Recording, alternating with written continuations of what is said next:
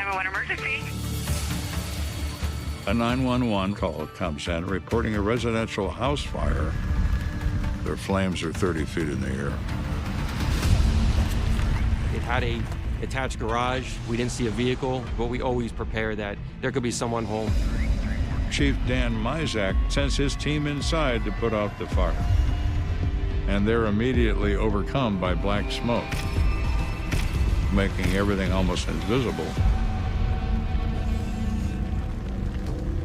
But through the thick black smoke, they see something in the living room that no firefighter wants to see.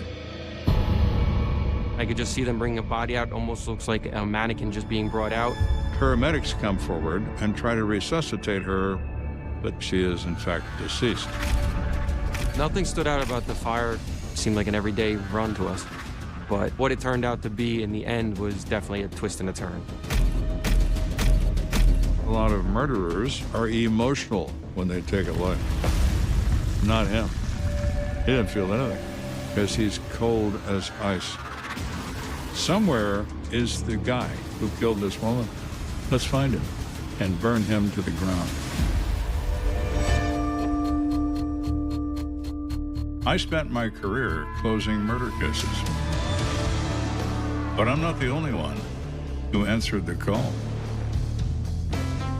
It takes a rare breed to solve the unsolvable, to catch a ruthless killer, to find justice for the dead.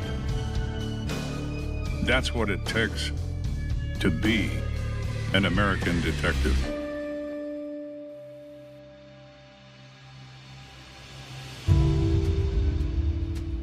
My name is Mike Danowitz, and I'm a retired lieutenant with the prosecutor's office in Middlesex County, New Jersey. Originally, I was an officer with the Sheriff's Department, and I really became fascinated with the investigative process. In the homicide unit, when your victim dies, their opportunity to tell their story dies with them. That's now your job. That's your responsibility. I've had a lot of cases with Detective Danowitz. He put the work in. He never shied away from, getting his hands dirty and doing what needed to be done. He was dedicated. So in 2011, I was on call the week of Valentine's Day, and I get a call in the late afternoon, early evening that there was a fire in Avenel and a resident home had died. So they ask him to go to the fire scene and see if there's something there. Danowitz arrives at the scene of this fire, and he is told that the fire was confined to the living room area. They discovered a person in that area on the floor. The victim was identified as Balwinder Carr. She was a resident of the house. She's 44 years old. She is Indian. She is married and is the mother of 2 children, one 17-year-old boy and one 20-something girl, and she is the only resident in the house at the time the fire occurred. My mom is from North India, Punjab. She went to school and did a little bit of farming. Life back then was really hard for them. They were very poor. Balwinder Kaur has emigrated to this country with her husband to seek the American dream. My parents came here in 1990, had me, my brother. My dad was a chef at a restaurant. Then eventually he partnered up with his brother and his cousin and bought a Indian restaurant in the city. And he also partnered up with one of his friends and got 2 to 3 gas stations over time. They came here and built that business up. So very hardworking people, very hardworking people. We lived in Elmhurst, Queens. Then when I turned 20, we moved to New Jersey. It was part of my mom's dream. She wanted to buy a brand new house. The biggest reason why I believe they came to America is for us. They knew that if they have kids, they have a better opportunity in America than they would have in India. And we did. So at that point, it was decided we were going to do a scene assessment and evaluation. We walked through the entire home. It was a hot fire, mostly located in the living room. The drywall contained it, but the contents of the home were severely damaged. Danowitz looks around this house, It's in perfect order. There's no evidence of a search or being ransacked in a burglary. There was no forced entry. The door was open.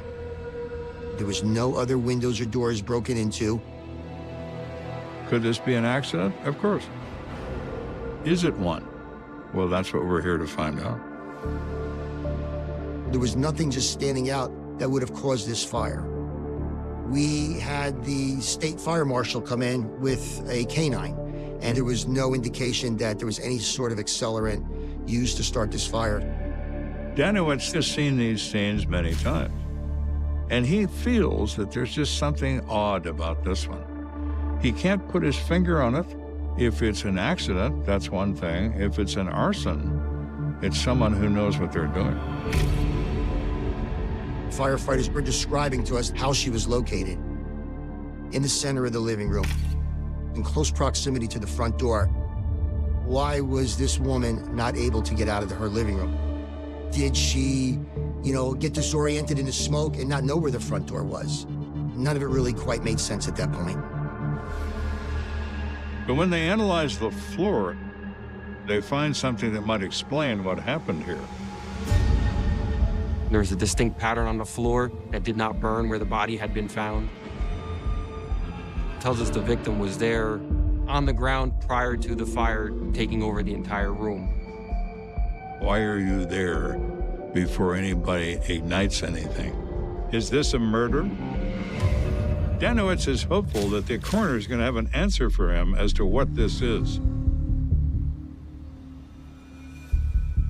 She was burned pretty bad. Her facial features were very distorted. 90% third-degree burns. They don't look human. They look like something else entirely.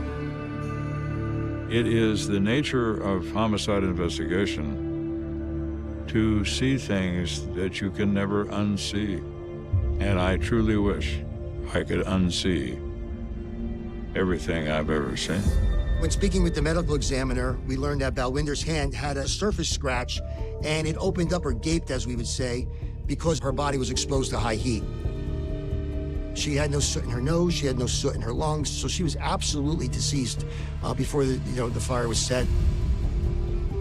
When examining the neck area, he discovers evidence of deep bruising in the neck muscles.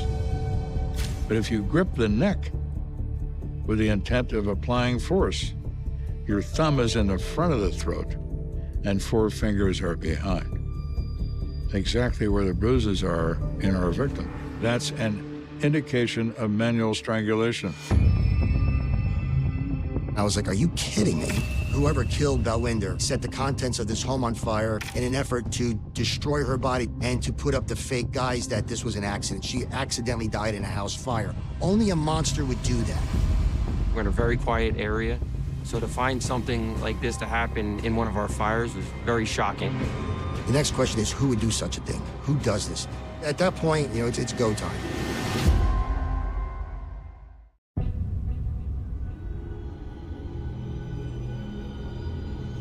The key in any homicide investigation is tell me about the victim. So we begin there, closest people to the victim. Balwinder's daughter, Capri, was away at college at the time, and she had to have a ride from a family member to bring her back to New Jersey. I remember sitting with Mike, and my brother and my dad were there, and he told us that my mom was murdered, and I just stared at him, and I was shocked, and I'm like, what are you talking about? Definitely like the worst thing that I've ever experienced in my life. They were devastated, very devastated. Capri became pretty much the spokesperson or the liaison between the family and myself. For my dad, he was just numb. And my brother, he was just out of it. He just didn't want to be anywhere near the house or with us. So I couldn't break down, because if I did, who was going to lead? To face the emotional torture of the loss of her mother and still try to help the police find out who's responsible for this crime. That's a very brave thing for a 20-year-old girl to do. Mike Danowitz, he had told me when I met him that he would treat this case as if he was doing this for his own mother. And it actually felt like he was on our team trying to find who did this to my mom.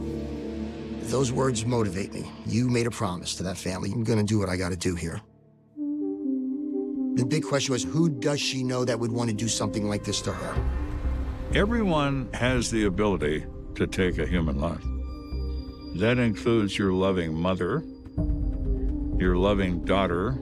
All they require is the proper motivation. We spoke with Balwinder's husband, and he was in Manhattan at the time of this fire. There was no reason to suspect him of anything. He's out. The daughter is away at college during the time frame of the murder. But there's someone else that lives in this house. He's 17 years old. His name is DP. So I then spoke with Balwinder's son. And I've got to press him a little bit. And I have to ask some questions and find out and get a feel for what was this relationship like. It's not easy, but it has to be done. As a homicide detective, you have to become heartless. Your mission is to find out who took a life. If I'm not pushing you, I'm not doing my job. So my brother was actually the last person to see my mom before all of this happened. He said, my mom was home alone when I left at 3 o'clock, and she was fine. The house was fine. She was making dinner for my dad. Danowitz says, so yesterday afternoon, the fire alarm came in at 4:49 p.m. Where were you at 4:49 p.m.? And his reply is, I don't know. Excuse me? His story isn't adding up. Danowitz is faced with a kid who's lying his keister off, so it's time to push all the way. Tunneling down a little bit on the conversation, come to find out he was meeting a young lady from outside of their culture. And that might not have been something that was acceptable back at home, so he was a little bit afraid of exposing himself to that. In our culture, we are not allowed to date or have boyfriends and girlfriends. Before I went to college, I could not even tell my mom that I had a guy friend. Not a boyfriend, just a friend.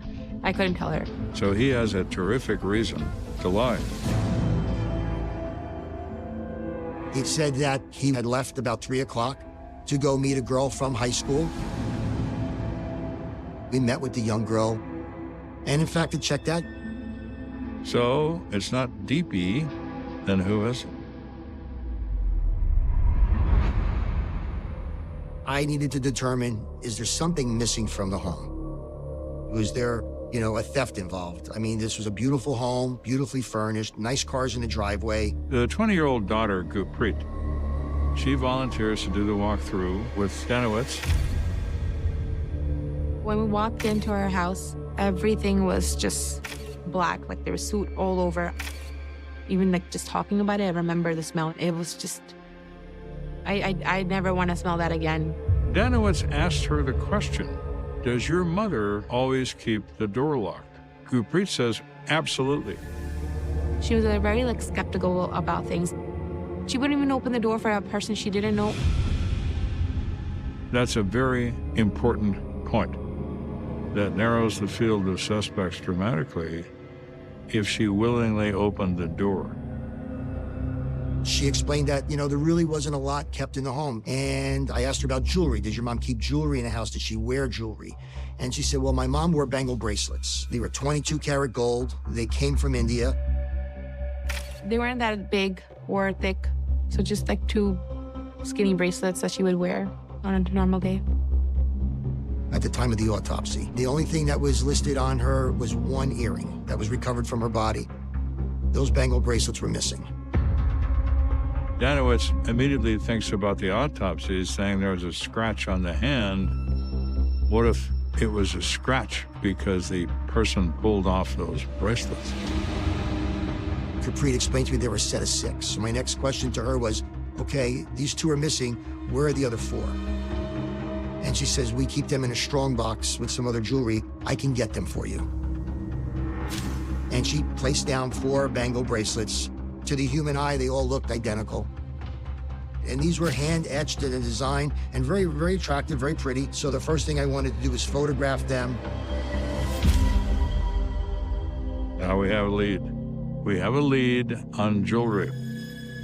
This high-carat, expensive gold jewelry, which somebody who needed money would be very interested in. So the next step is to hit the pawn shops. I had a flyer made up that showed them in 2 views, very distinctive, the design. And we began to canvass area shops looking for a place of business that bought Bengal bracelets just like this one. I visited personally probably about 70 pawn shops all throughout the area. New Jersey is a large place. New York is even bigger. You can be on a train to New York in 30 minutes. Who knows if you're ever gonna find the pawn shop where that was sold. So you're looking to really find a needle in a haystack. Danowitz is going to have to find a different approach because this one is not going to work.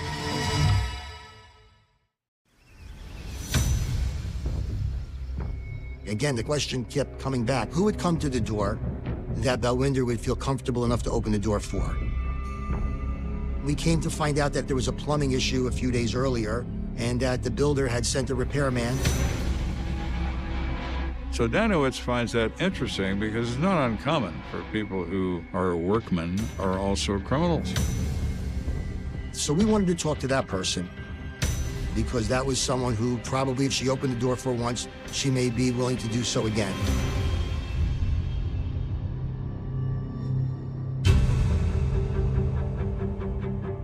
We identified the repairman. We spoke with him. He was very cooperative. He was very complimentary of, how easy it was to go there and make the repair. So Danowitz says, where were you on Valentine's Day? Well, he left work early because he took his wife out and he had receipts to prove it.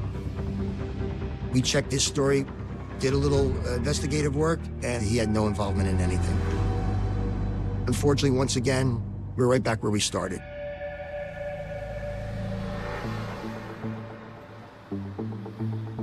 The advantage in the modern day is this country is under surveillance. Big Brother is just around the corner. Danowitz knows this.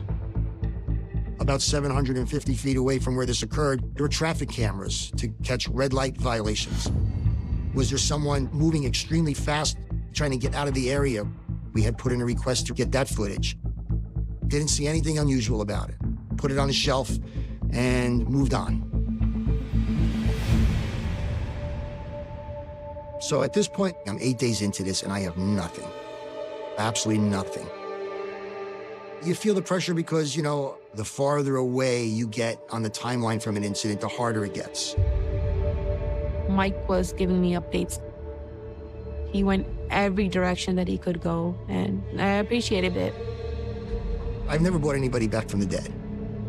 So the only thing I can give them is some sort of justice and closure. And I'm not doing a very good job of it.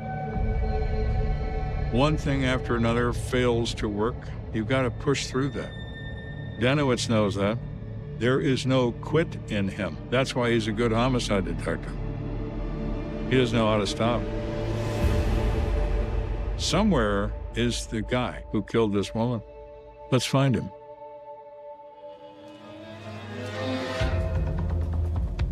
The next day, I come into my office and I was at my desk and I got a call from a person by the name of Tommy Yap. My name is Tommy Yap. I'm a retired firefighter and arson investigator for the borough of Carteret, part of Woodbridge Township. I was located right next to Carteret, a stone's throw away. I called Mike Danowitz, of which I had no dealing with prior to this case. I explained to him that I was aware of the fire in Avenel that happened on Valentine's Day. He says, I've got information on your murder, and Danowitz says, you do? I said, I don't know if this is a grain of sand on the beach or whether this is the straw that's going to break the camel's back. And he said, Mike, I had an incident that happened the other day at a delicatessen. And I run into this woman I know from town. I used to coach her children in Little League sports. And she says to me, Hi, Coach Tommy, how are you? Just very nice. We had small talk, as usual, and she mentioned to me, did you hear about the fire in Avenel? I told her, yes, I did. And she says, well, Balwinder and her family are friends of my husband. And he says, Mike. At that point, the little hairs on my neck stood up. He says, and I'm going to tell you why. Her husband is Harpal Singh. Harpal Singh is a common denominator or a person of interest in 8 suspicious fires in my town. With Mr. Singh, every one of those fires, he was a renter. He was either residing in that residence or family members were part of that residence. In the early going, all of them were small. One was in a box outside of an air conditioner. Another was a flower plant underneath a deck.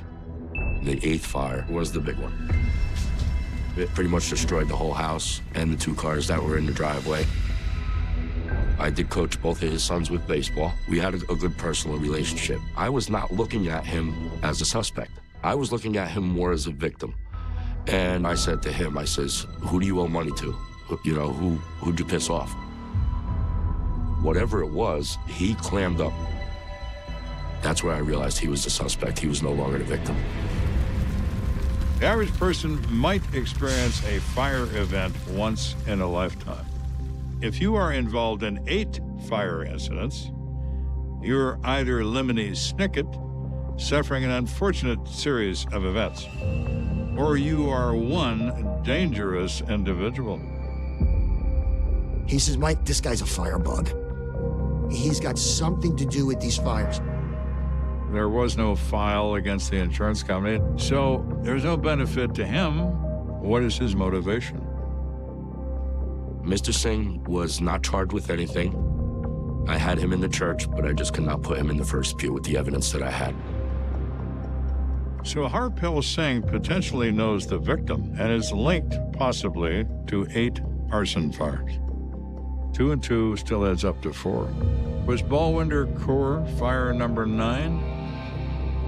So once I get off the phone with Tommy App, we run a check on Harpal Singh to identify who he is.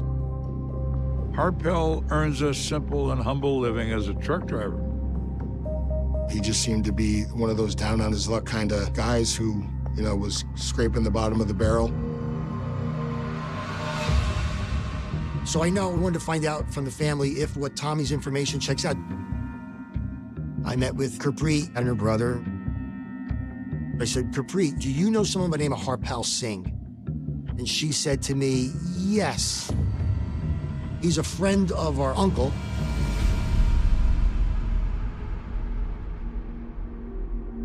Harpal had come over to our house a few weeks before. My uncle was at our house and he just decided to come. And I think that was the first time he got the opportunity to come into our house. And my dad, he's proud of himself for getting a house. It's a big deal for somebody that's coming from a different country with no money. So he was very boastful. He was showing him around the house. So he would have been familiar with what property they may have had. He knew enough about the family to know that the husband was involved in cash businesses so that there may be money there. Danowitz turns to the son. Do you know this guy, Harpal Singh? Oh, yeah. In fact, I saw him recently just before the fire. You did. Where'd you see him? He said that on February 10th. He was coming home from school, and when he got to the driveway, Harpal Singh was standing in the driveway. He hadn't rung the doorbell, hadn't knocked. He was just standing there. And Harpal said, my truck got heated up and I need water. And my brother kind of looked around. He didn't see the truck, but he didn't think a lot of it. What happened then? DP says he gave Harpal a jug of water and then he left. I says, but you never seen a truck overheating? No. And immediately something's not right. What are the odds that in the dead of winter, this man's vehicle is overheating and to have this problem front and center in front of their home? So now, Mr. Harpal Singh, Mr. Fire Guy, he's in the driveway 4 days before this woman is murdered with a very bad story about needing water for a vehicle. Not only do I have this history of him and fires, but now I know that he's been to the home, he's been in the presence of Balwinder, and she knows him and probably would open the door for him. So it fit. Danowitz's experience tells him if it walks like a duck and it quacks like a duck, it's a duck. Harpal Singh has got some explaining to do.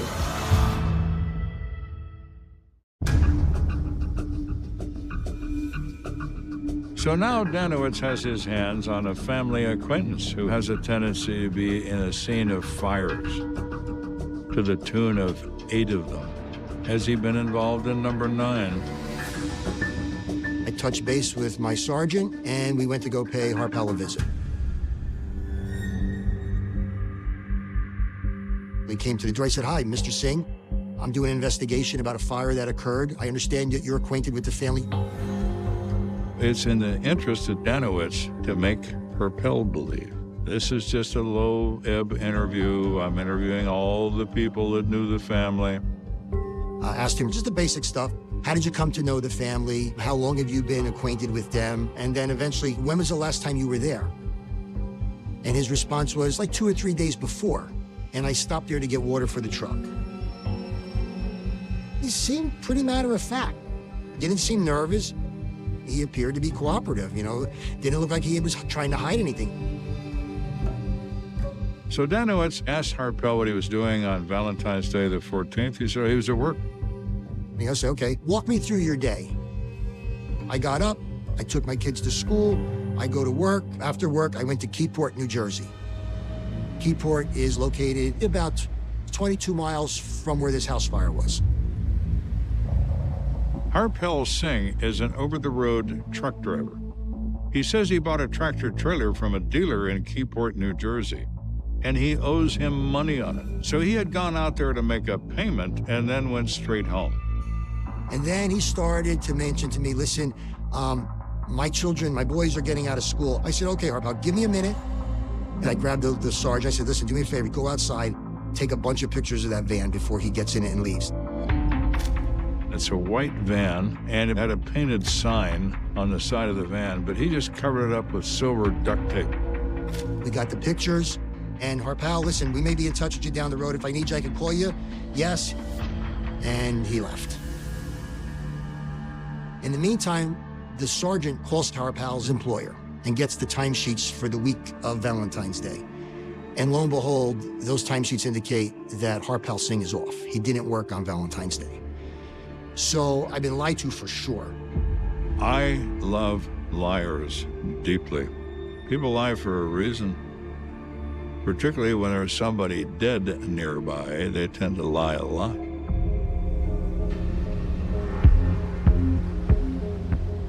I wanted to find out, okay, if he's not at work, was he in Keyport? I mean, where was he?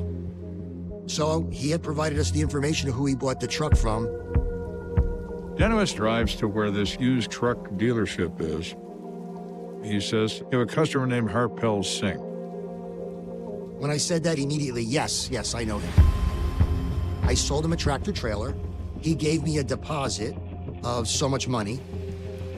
Harpel Singh owed $19,000 in full on this truck and was making payments. But according to the dealer, he had recently fallen behind. The salesman says, I gave him an ultimatum. I said, if I don't have some of the money or at least a substantial part of it, I'm going to take the truck back. You got till February 10th. He says Harpel called him on the 10th and said he could not arrange the money. So the dealer said he would give him until Monday the 14th, Valentine's Day, to make the payment. I said, did he come Monday? He says, yes. And he only had $1,000, and I was not happy.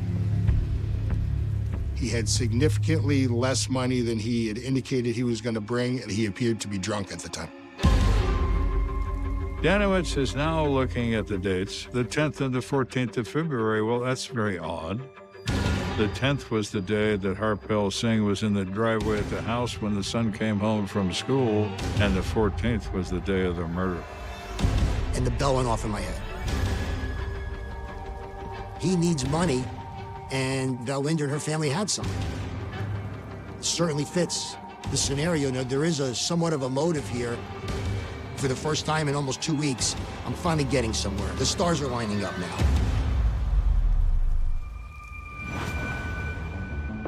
So Danowitz goes back to his office to review those traffic pattern cameras he got from the area of the crime scene. Now he knows what he's looking for, a white van with silver duct tape. How unique is that? I go through the video that shows the street about 750 feet away from where this fire took place. And I begin to watch the traffic flow through, the traffic stop. 447, 448. And I say to myself, well, this is the 911 call right now. And no sooner than I said that, his van pulls up and stops at the red light, plain as day. I'll never forget watching the evidence. You can actually see the brake lights flickering on and off. You can tell that he's so stressed and anxious for the light to turn green. He wanted so bad to get out of there. There is no doubt 100% who this is. I could almost see him in the van. And I'm like, are you kidding me? What are the odds? Another person having a white van with silver duct tape a block away from the victim's home at the moment the fire call comes in. It's about the same as a guy that has 8 fires in 8 different houses he lives in. There is no one else. There is Harpel Singh. Period. The end.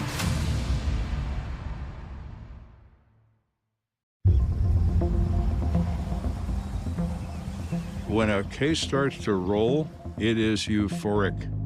You've been wondering all this time, not anymore. It's time to reel in Mr. Harpel Singh and have a long and pointed conversation with him about his difficulties in this matter. We made arrangements to meet a second time at the Woodbridge Police Department.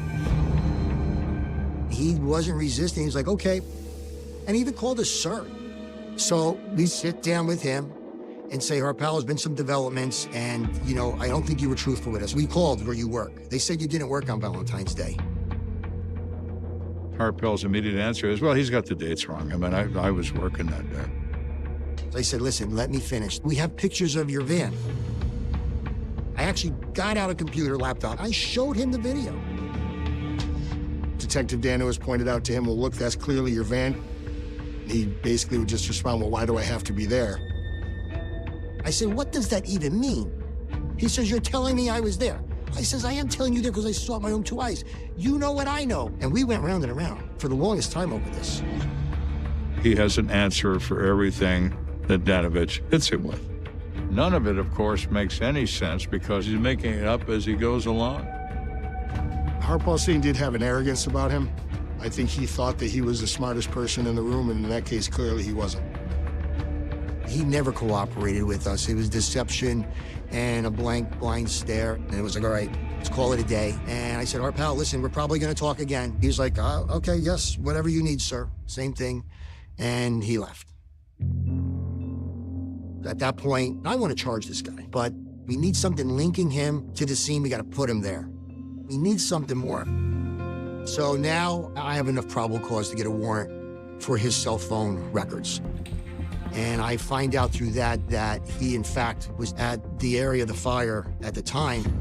And then he went in an area we call Little India. There's one section of Edison that has a very, very large Indian population, a lot of clothing stores, restaurants, jewelry stores. There's about 24 jewelry stores that specialize in buying and selling Indian 22-karat gold. Danowitz realizes that he was looking in the wrong place. He was looking in pawn shops. Now he's going to go to Little India and look in the right place. Jewelry stores that buy gold.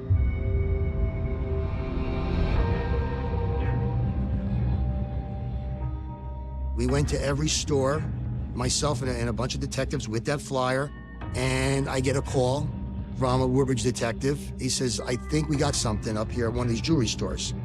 There's a girl here, and she says she bought a bangle bracelet just like this about a week ago, and she bought it from a guy.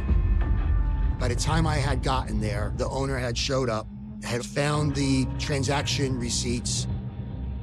In New York and New Jersey, a photo ID is required to sell something in a jewelry store.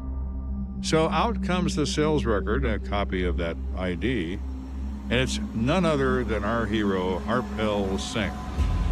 Shows his photograph, his date of birth, and his current address that hasn't burned down yet. It's him. And we had him. Actually, get a little choked up. We had him. We had him.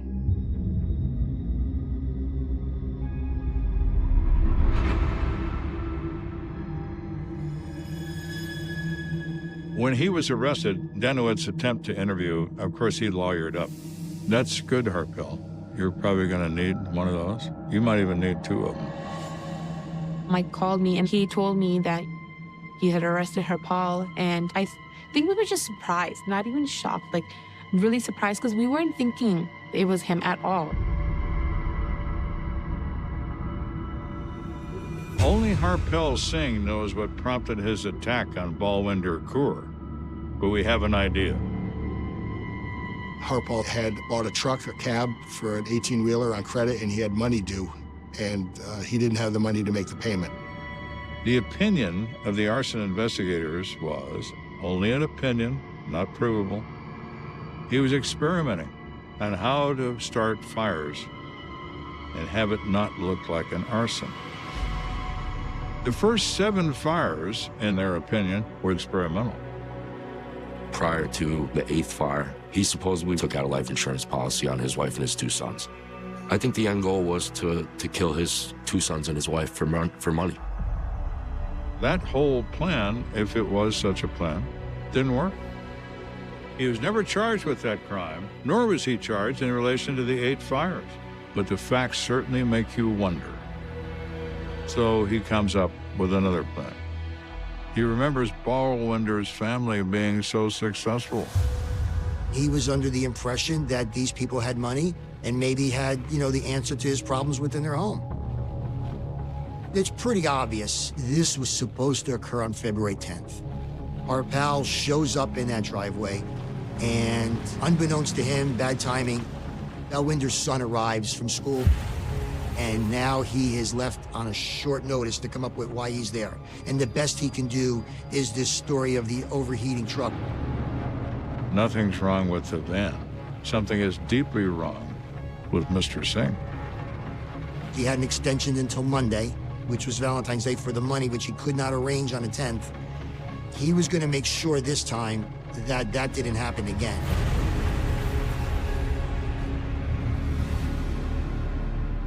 I think he went in under the guise of being friendly.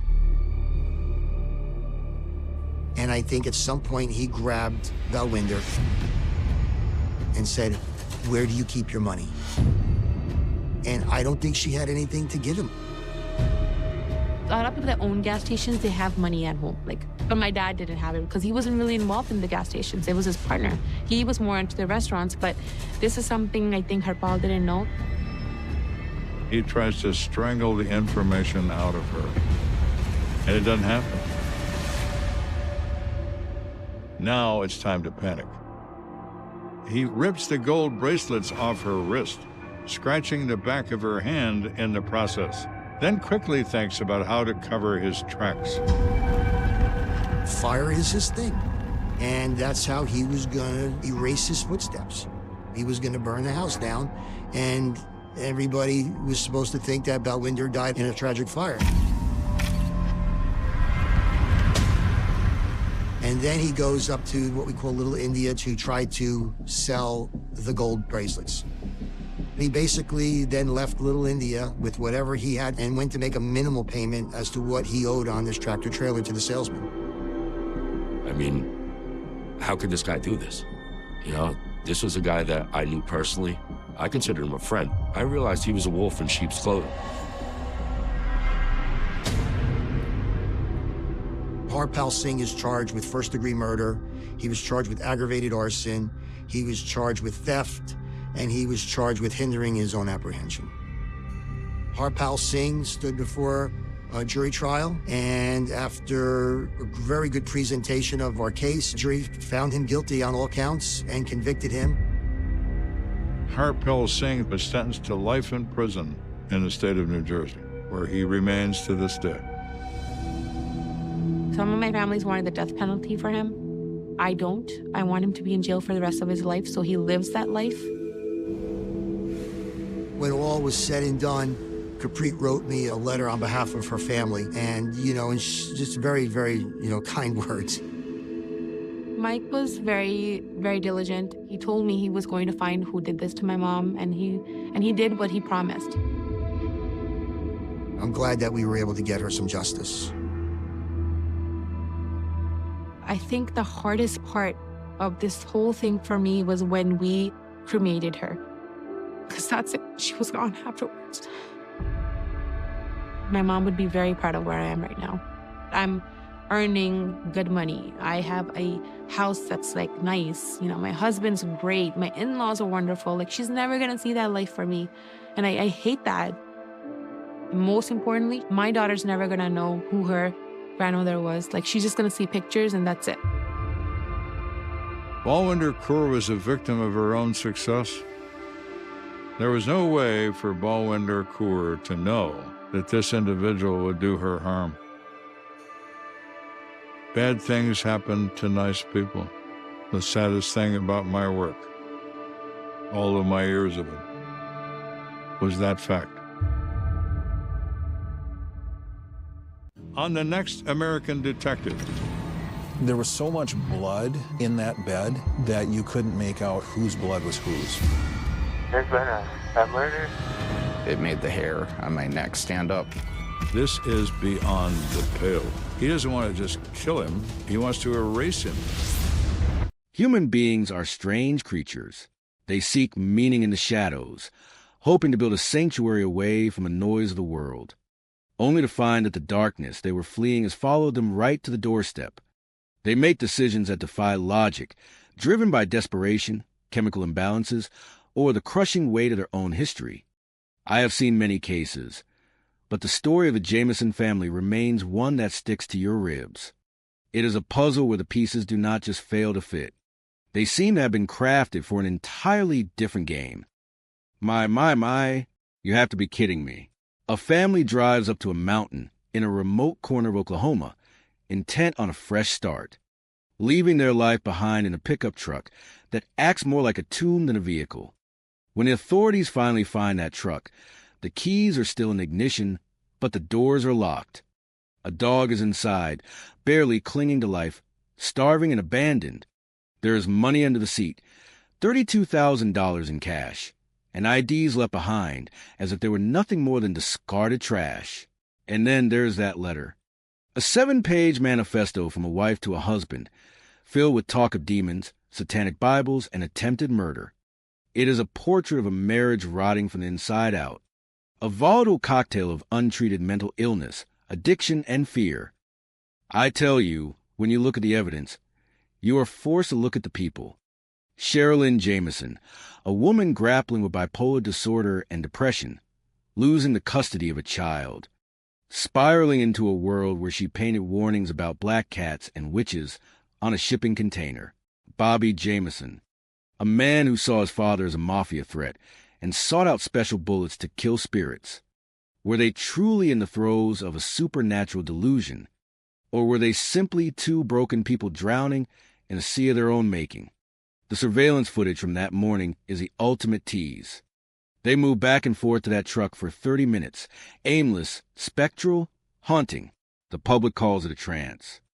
I call it the behavior of people who have already detached from reality long before they ever reach the dirt roads of Panola Mountain. But here is where the logic fails. You have a family that supposedly spirals into a murder-suicide plot, yet they leave behind the very tools of that destruction: the money, the phone, the keys. If you're going to end your life and the life of your child, you do not go for a casual walk and just vanish into the ether. You do not leave your dog to die a slow, agonizing death in a hot truck. That is not the work of a mother. That is the work of a monster, or the work of someone who was never given a chance to choose. When their remains were discovered 4 years later, just 2.5 miles from that truck, the puzzle grew more grotesque.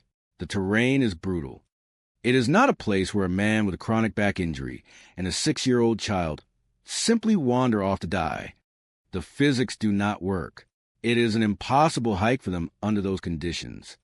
This shifts the needle from misadventure to something colder, something calculated.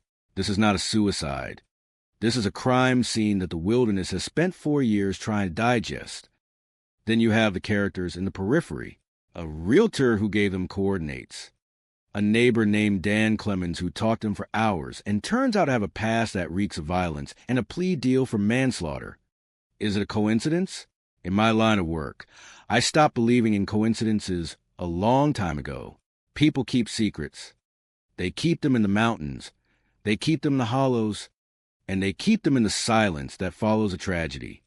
The authorities ruled the deaths as undetermined, and in doing so, they left the door wide open for the truth to be buried under the mud and the rain. Someone knows what happened on that mountain. Someone knows why 3 people, including a little girl who deserved a future, ended up as nothing more than names of file. I have walked the halls of justice for a long time, and I tell you, justice is only as good as the people who are willing to fight for it. For the Jamisons, that fight has grown quiet. And that is a shame that will haunt me until my dying day. Human beings are peculiar creatures. They kill for the most trivial reasons imaginable, and they do so with a detachment that would chill the blood of any decent person. I have walked through the darkest corners of this world, and I tell you, the darkness inside a man is far deeper than any mountain range in Montana. You look at a case like this, and you ask yourself, how does a monster breathe the same air as the rest of us? My, you have to be kidding me if you think it is just a matter of circumstance. It is a matter of character or the complete lack thereof. Let us look at David Meyerhofer, a man with a record of service, a man who knows his way around a toolkit and a telephone wire, a man who, in the eyes of his neighbors, was just another face in the crowd, but behind that mask sat a void. He was a collector of lives, a man who saw other human beings not as souls, but as items to be acquired, cataloged, and ultimately discarded. You talk about profiling, about the infancy of a science that tried to put a name to the shadow, but deep down, it always comes back to the same thing. The predators need to exert control over the innocent. Consider the Yeager family. They were camping, seeking the simple joys of the Montana air, a family bonding over the rugged beauty of the wilderness. Then, in the silence of the early morning, the wind shifted. Not the mountain wind, but the cold breath of a monster slicing through canvas. Susie Yeager was just a child, 7 years old, full of life and the innocent clutter of stuffed animals. She did not stand a chance against a man who had spent years preparing for his hunt. The psychological torment that followed, the taunting phone calls, the game of cat and mouse played with a mother's broken heart. It tells you everything you need to know about the killer. He was not just taking a life. He was attempting to own the grief that followed.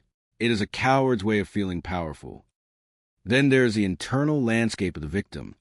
Young Susie and Sandy Dickman. They were not just names in a file. They were individuals with dreams, fears, and a right to grow old.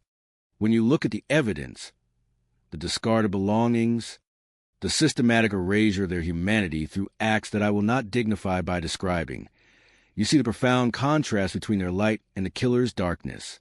He was looking for souvenirs, trophies to prove to himself that he had exerted his will over the world, but he was nothing more than a thief of light.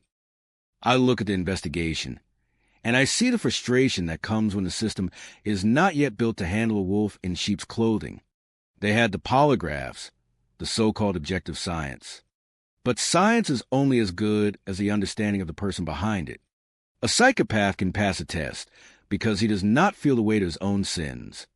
He views the truth as just another obstacle to be bypassed, much like the locks on the doors or the lines on a telephone.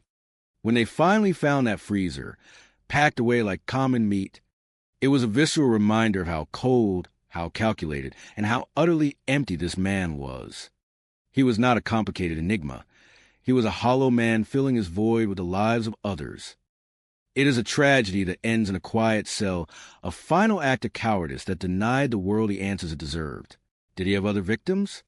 The evidence in his home, the oddities in his history, all suggest a trail that we will likely never fully trace. That is the haunting reality of this business. You catch the monster, but the scars remain and the questions linger in the dark. I tell you, evil is rarely loud. It is quiet, it is patient, and it is waiting in the places you think you are safest. You have to be vigilant, because for every person like Marietta Yeager, who fought with every fiber of her being for the truth, There's a predator watching from the edge of the firelight. It is a sobering reminder that while we look at the stars, there are those among us who are looking only for a place to hide their next crime. My. You see, the human heart is a complex, fragile machine. Sometimes it just stops beating, and other times it breaks in ways that defy everything we think we know about love, obsession, and the dark corners of the human psyche. I have seen the absolute worst of what people are capable of, and I tell you, it never gets any easier to stomach. First, let's look at Marlene Johnson. There's a woman who let her own insecurity turn into a corrosive acid. She lived in a world of high society and refined edges, yet inside, she was rotting. She became convinced that a beautiful, kind-hearted woman named Shirley Pierce was stealing her husband. Was there an affair? No, but facts rarely matter to the obsessed. Marlene was not just jealous. She was a predator. She spent hours, money, and agonizing effort to surveil a woman who was simply living her life. It was not just a hobby. It was a mission. When she finally snapped, it was with a cold, calculated violence that leaves me breathless. She killed Shirley in her own home. Then, as if she were tidying up a spilled glass of water, she tried to bleach away the evidence of her depravity. She thought she was untouchable, but she left behind a trail of vanity and rage that led us straight to her. When the verdict hit, that gasp she made on the floor, it was not the sound of remorse. It was the sound of a person who suddenly realized their carefully constructed bubble of denial had finally burst. Then you have the tragedy of the Byrne sisters. Now, this is a different kind of darkness. This is not the malice of a scorned woman. This is the crushing weight of a life sacrificed on the altar of duty. Barbara Burns gave up everything for her sister, Debbie. She was a mother, a nurse, a breadwinner, and a martyr, all before she was even out of her teens. She existed only to serve Debbie. For 40 years, she lived in the shadow. When a sudden inheritance came, it was not the liberation they expected. It was the catalyst for their destruction. They were like children playing with matches in a house made of gasoline. When the money vanished, the facade shattered. Barbara, the woman who had never said no, finally reached the end of her endurance. She did not kill out of greed. She killed because she was a prisoner who had run out of walls to pace. She lived with the silence of that house for weeks, surrounded by air fresheners, a pathetic, desperate attempt to mask the smell of her own broken life. It is a haunting thought, is it not? Living day after day with the ghost of the sister you spent your entire life protecting. You look at these people and you have to wonder, what are we? Are we just products of our circumstances? Or do we all have a devil waiting for the right moment to step out? Marlene was a monster born of ego and possessiveness. Barbara was a soul crushed by decades of invisible labor and relentless demand. Both committed the unthinkable. Both destroyed lives that could never be repaired. You have to be kidding me if you think there is a simple explanation for why one person chooses to destroy the light in another human being. It is a tragedy, through and through, and I tell you, it is a heavy thing to carry. Seeing the wreckage left behind when the worst of us takes control. Human beings are strange creatures. They commit the most heinous acts for the most trivial reasons imaginable. And they do it with a coldness that would turn your blood to ice. My. You look at a case like this, and you realize that evil does not always wear a mask of a monster. Sometimes, it wears the face of a roommate, someone who smiles at you across the breakfast table. I have walked the halls of the morgue more times than I care to count, and I tell you, the dead do not keep secrets, but they certainly know how to wait for them to surface. You have to be kidding me if you think you can hide the truth forever. In the mountains of Prescott, Arizona, during the late summer of 1988, a young life was extinguished, and the silence that followed was deafening. Pamela Pitts, a 19-year-old girl with a bright smile and a hunger for life, simply vanished. Her family, the people who were supposed to be her sanctuary, were left in a state of purgatory, wondering where their girl had gone. 13 days later, the truth was burned into the landscape of Gordo's Pit. A man searching for a target practice spot stumbled upon something that no human being should ever have to see. A body, scorched beyond recognition, treated with a level of cruelty that speaks to a deep, twisted rot inside the killer.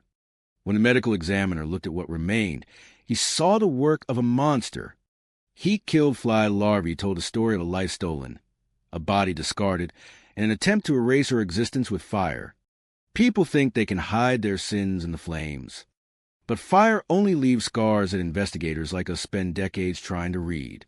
We started with the inner circle, because in the business of murder, the person standing closest to you is usually the one holding the knife.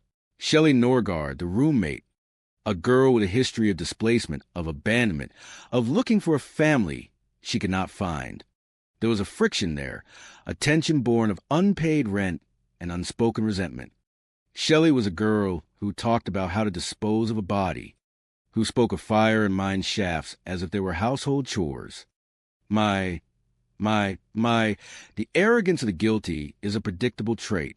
She thought she was clever, pointing fingers, painting pictures of satanic cults and ritual sacrifices, trying to lead us into the weeds of rumor and superstition. It is an old trick. When the path is dark, people see ghosts. They see demons where there are only humans with dark hearts. Years dragged on. The case grew cold, stagnant like water in a dead well. But death has a way of repeating its patterns. 3 years later, another body turned up, this one in a vertical mine shaft, wrapped in a waterbed liner. Ray Clerks, the boyfriend, the man who wanted to leave, the man who wanted a life that did not include Shelley.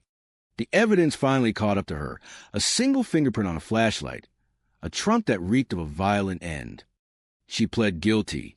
She took her 20 years, and the world breathed a sigh of relief, thinking the shadow had passed. But the shadow had not moved. It was waiting for nearly 3 decades.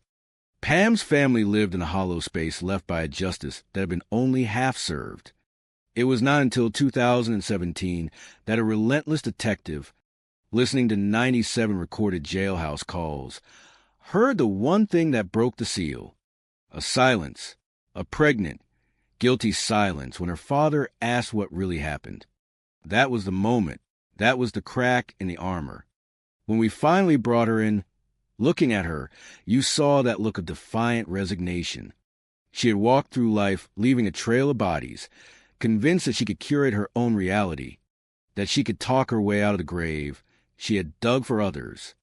She confessed eventually, a story of a heated argument, a frenzy of violence, and a girl who just stopped breathing. She claimed she hit her, over and over, until the life went out of her. It was not an accident. It was a manifestation of a deep, abiding hatred that had been boiling beneath the surface of a friendship that never really was. And then, the ultimate slap in the face of justice. She walked out, credit for time served. A murderer of 2 people, walking free, carrying the weight of her sins out into the world. You have to be kidding me. But I tell you, justice is a complicated animal. She confessed, she was convicted, and though the sentence feels like a hollow echo of what it should have been, the truth finally anchored itself in the light. Pam is gone, and Ray is gone, and the world is a little quieter, a little colder for it. You look at these cases, and you wonder about the nature of humanity, about how someone can look at a best friend or a lover and decide they are no longer human, just an object to be discarded. It is a terrifying thought, but it is the truth of the business. You learn that people do not kill for grand, cinematic reasons. They kill for the pettiest, most pathetic reasons imaginable, and they leave behind a wake of shattered lives that never truly heal. I have seen the darkest corners of the human condition, and if there is one thing I have learned, it is that the truth does not always set you free, but it is the only thing that keeps the memory of the innocent alive when everything else has been reduced to ash. Or is the importance of vigilance and the need for communities to protect their most vulnerable members from those who would exploit their faith, their culture, and their hope for a better tomorrow.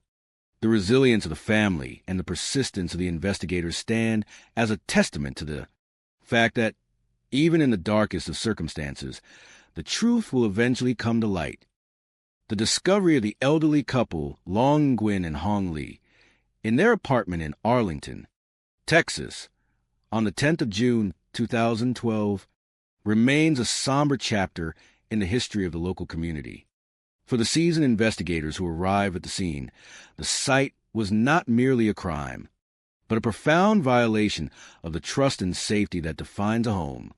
What initially appeared to be a burglary gone wrong quickly revealed itself to be a calculated act, a betrayal, exposing the dark consequences of manipulation and greed. The victims, immigrants who had arrived in the United States in the year 2000, had built a life centered around their family and their business. They were respected members of the Vietnamese community, having worked tirelessly to provide for their children and grandchildren through their garment sewing enterprise. Their journey, often referred to as a pursuit of the American dream, was marked by hard work and a commitment to their heritage. However, when the global economy shifted and their business faced significant challenges, the family looked toward traditional spiritual practices for guidance. In their search for hope, they connected with Daphne Wright, a woman who advertised herself as a spiritual advisor capable of lifting curses and ensuring financial success. Tragically, this search for protection became the gateway to their demise. As the investigation later uncovered, Daphne Wright was not a savior, but a predator who exploited the vulnerabilities of those in distress. When the family struggled to keep up with the exorbitant demands for payment, the situation spiraled into a nightmare. Investigators were initially misled by a scene carefully staged to resemble a gang-related attack. A blue bandana, a beer bottle, and scattered prescription pills were placed intentionally to divert attention away from those closest to the victims. For years, this ruse held, leaving detectives without a definitive lead. The case remained cold until the year 2015, when advancements in forensic technology and a stroke of legal fate changed everything. A breakthrough occurred when a juvenile offender, Willie Guillory, entered the criminal justice system for a separate felony. His DNA, previously unknown to the national database, was processed and yielded a match to the evidence found at the crime scene years prior. When confronted, the young man confessed to the murder, revealing that he had been acting under the direction of his uncle, Bobby Guillory, and at the behest of Daphne Wright. The truth that emerged was chilling.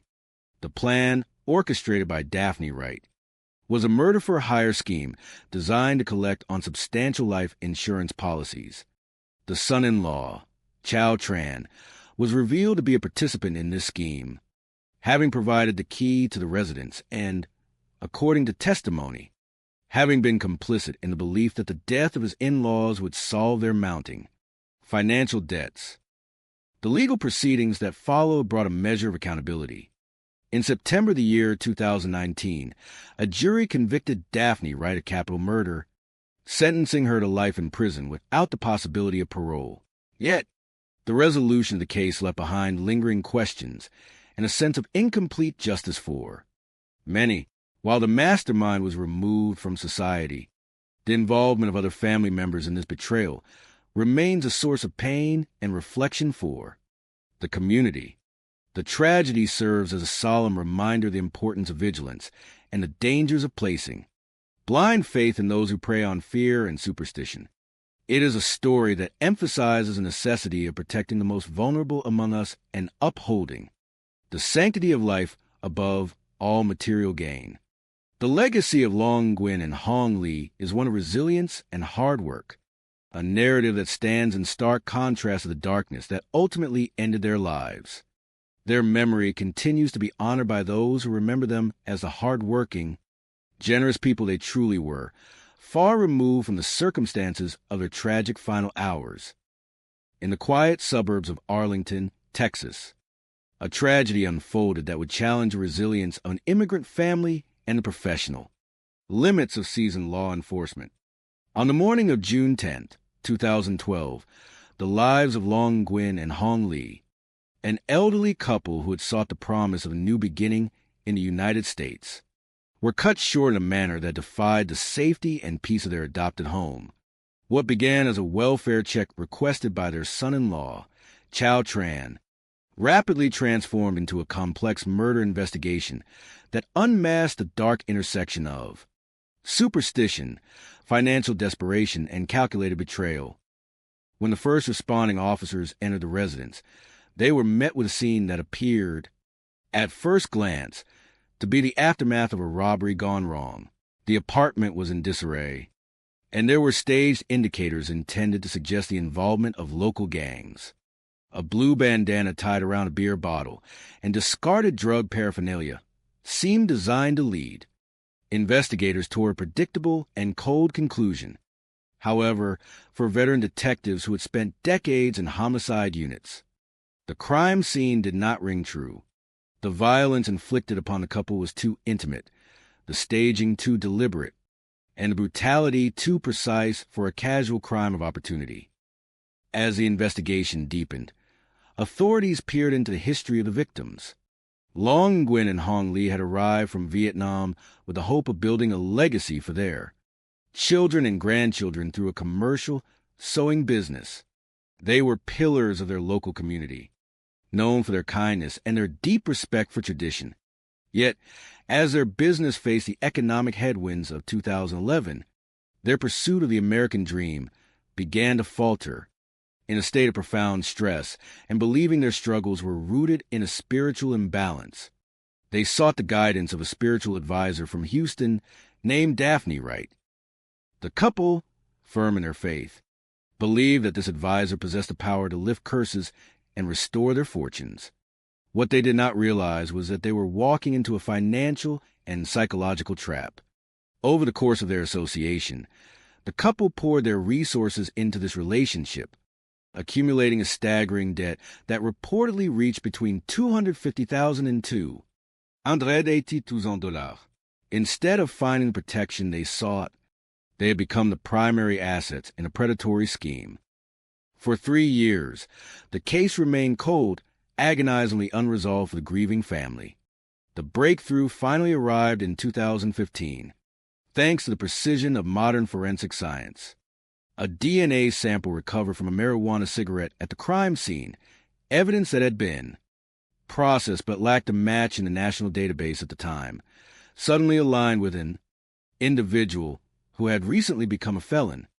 This led investigators to Willie Guillory, who, at the time of the murders, had been a 16-year-old accomplice under the direction of his uncle, Bobby Guillory.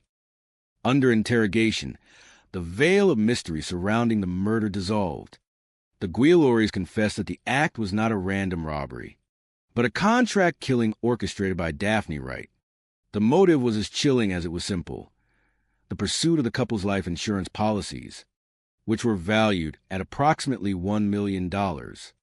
Daphne Wright had allegedly viewed the couple not as human beings in need of guidance, but as a source of capital to be liquidated once their debt could no longer be paid. The subsequent legal proceedings revealed a disturbing reality of manipulation.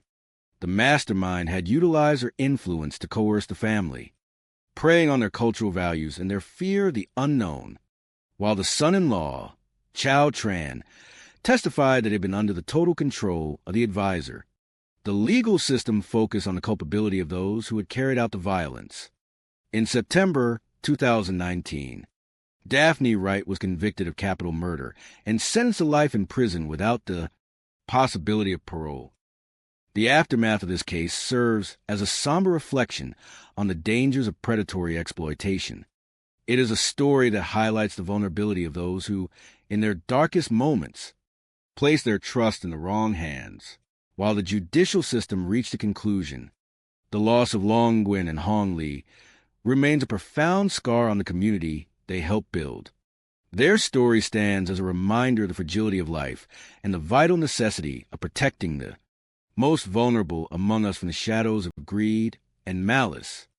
The resilience of the human spirit in the face of such betrayal is a testament to the character of those who strive to live honestly, even when the world around them feels cold and unyielding. In the quiet, residential landscape of Arlington, Texas, The American dream once held the promise of stability for the family of Long Nguyen and Hong Lee. As immigrants who arrived in the United States of America from Vietnam in the year 2000, the couple embodied the resilience and industrious spirit characteristic of those seeking a new beginning. They brought with them not only their hopes for their 3 children and grandchildren, but also the profound traditions of their homeland. For over a decade, they worked with diligence, establishing a commercial sewing business that once secured contracts with major corporations, serving as a beacon of success within the local Vietnamese community. Yet, the story of their lives, which concluded in a chilling tragedy on June 10th, 2012, serves as a somber reminder of the vulnerabilities that can arise when the pursuit of fortune intersects with desperation and exploitation. The morning of June 10th, 2012, began with an eerie stillness that would soon be shattered. At 7:29 in the morning, emergency dispatchers received a call from their son-in-law, Chow Tran, requesting a welfare check, as family members gathered outside the residence. Paralyzed by an intuition that something was terribly wrong, the arrival of law enforcement transformed a routine inquiry into the discovery of a horrific crime. Seen within the confines of their own home, Long Nguyen and Hong Lee were discovered in a bedroom closet, their lives extinguished with brutal force. For the responding officers who had entered the home expecting to find a family merely missing, the reality was a profound shock. The victims had been bound and suffocated in a manner that suggested a calculated, cold-blooded intent, leaving even seasoned homicide investigators who possessed 21 years of experience shaken to their core. In the initial aftermath, the crime scene appeared to be the result of a robbery gone wrong, a theory bolstered by the chaotic state of the residence. Investigators noted telltale signs of a staged event: a blue bandana wrapped around a beer bottle, marijuana, and prescription pills left in a deliberate manner to mimic the markings of local gang activity. However, the experienced investigators soon realized that the scene was too perfect, too orchestrated. While the Arlington Police Department diligently processed every shred of evidence, the case eventually went cold for 3 years. It was not until the year 2015 that the investigation saw a dramatic breakthrough, when the combined DNA index system, commonly known as the system used for federal DNA profiling, flagged a match from evidence recovered at the scene. The profile belonged to Willie Guillory, who, at the time of the crime, had been only 16 years old and thus outside the scope of the criminal database until his later conviction for a different felony. The subsequent confession of Willie Guillory unraveled a chilling narrative that transcended the surface appearance of a random act of violence. Willie revealed that he had been coerced by his uncle, Bobby Guillory, at the behest of a woman identified as a spiritual advisor from Houston named Daphne Wright.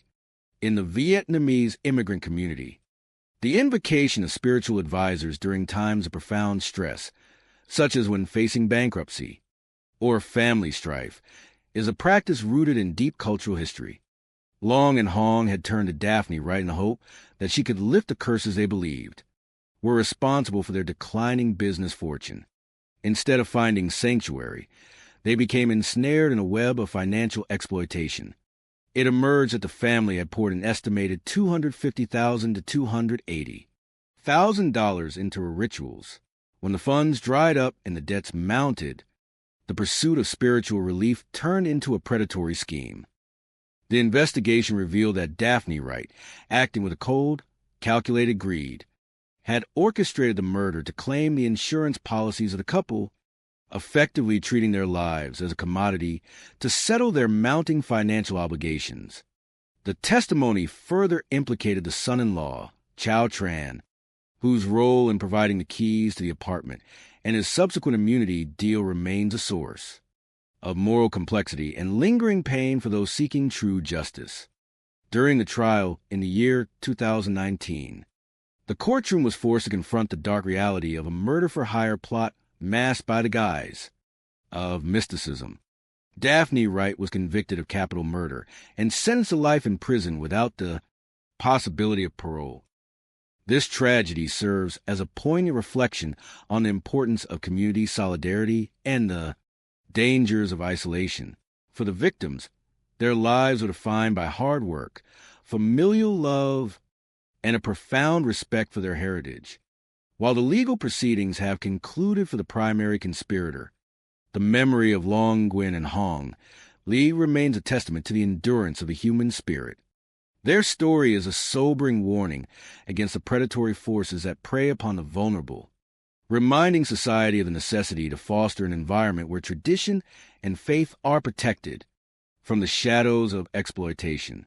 As the community continues to heal, the hope remains that the lessons learned from this harrowing event will serve to shield others, ensuring that the dignity of those who seek a better life is always upheld with honor and integrity.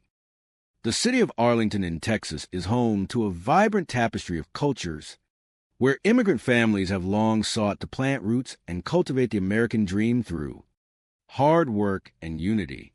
Among these families were Long Nguyen and Hong Lee, a devoted couple who arrived in the United States from Vietnam in the year 2000.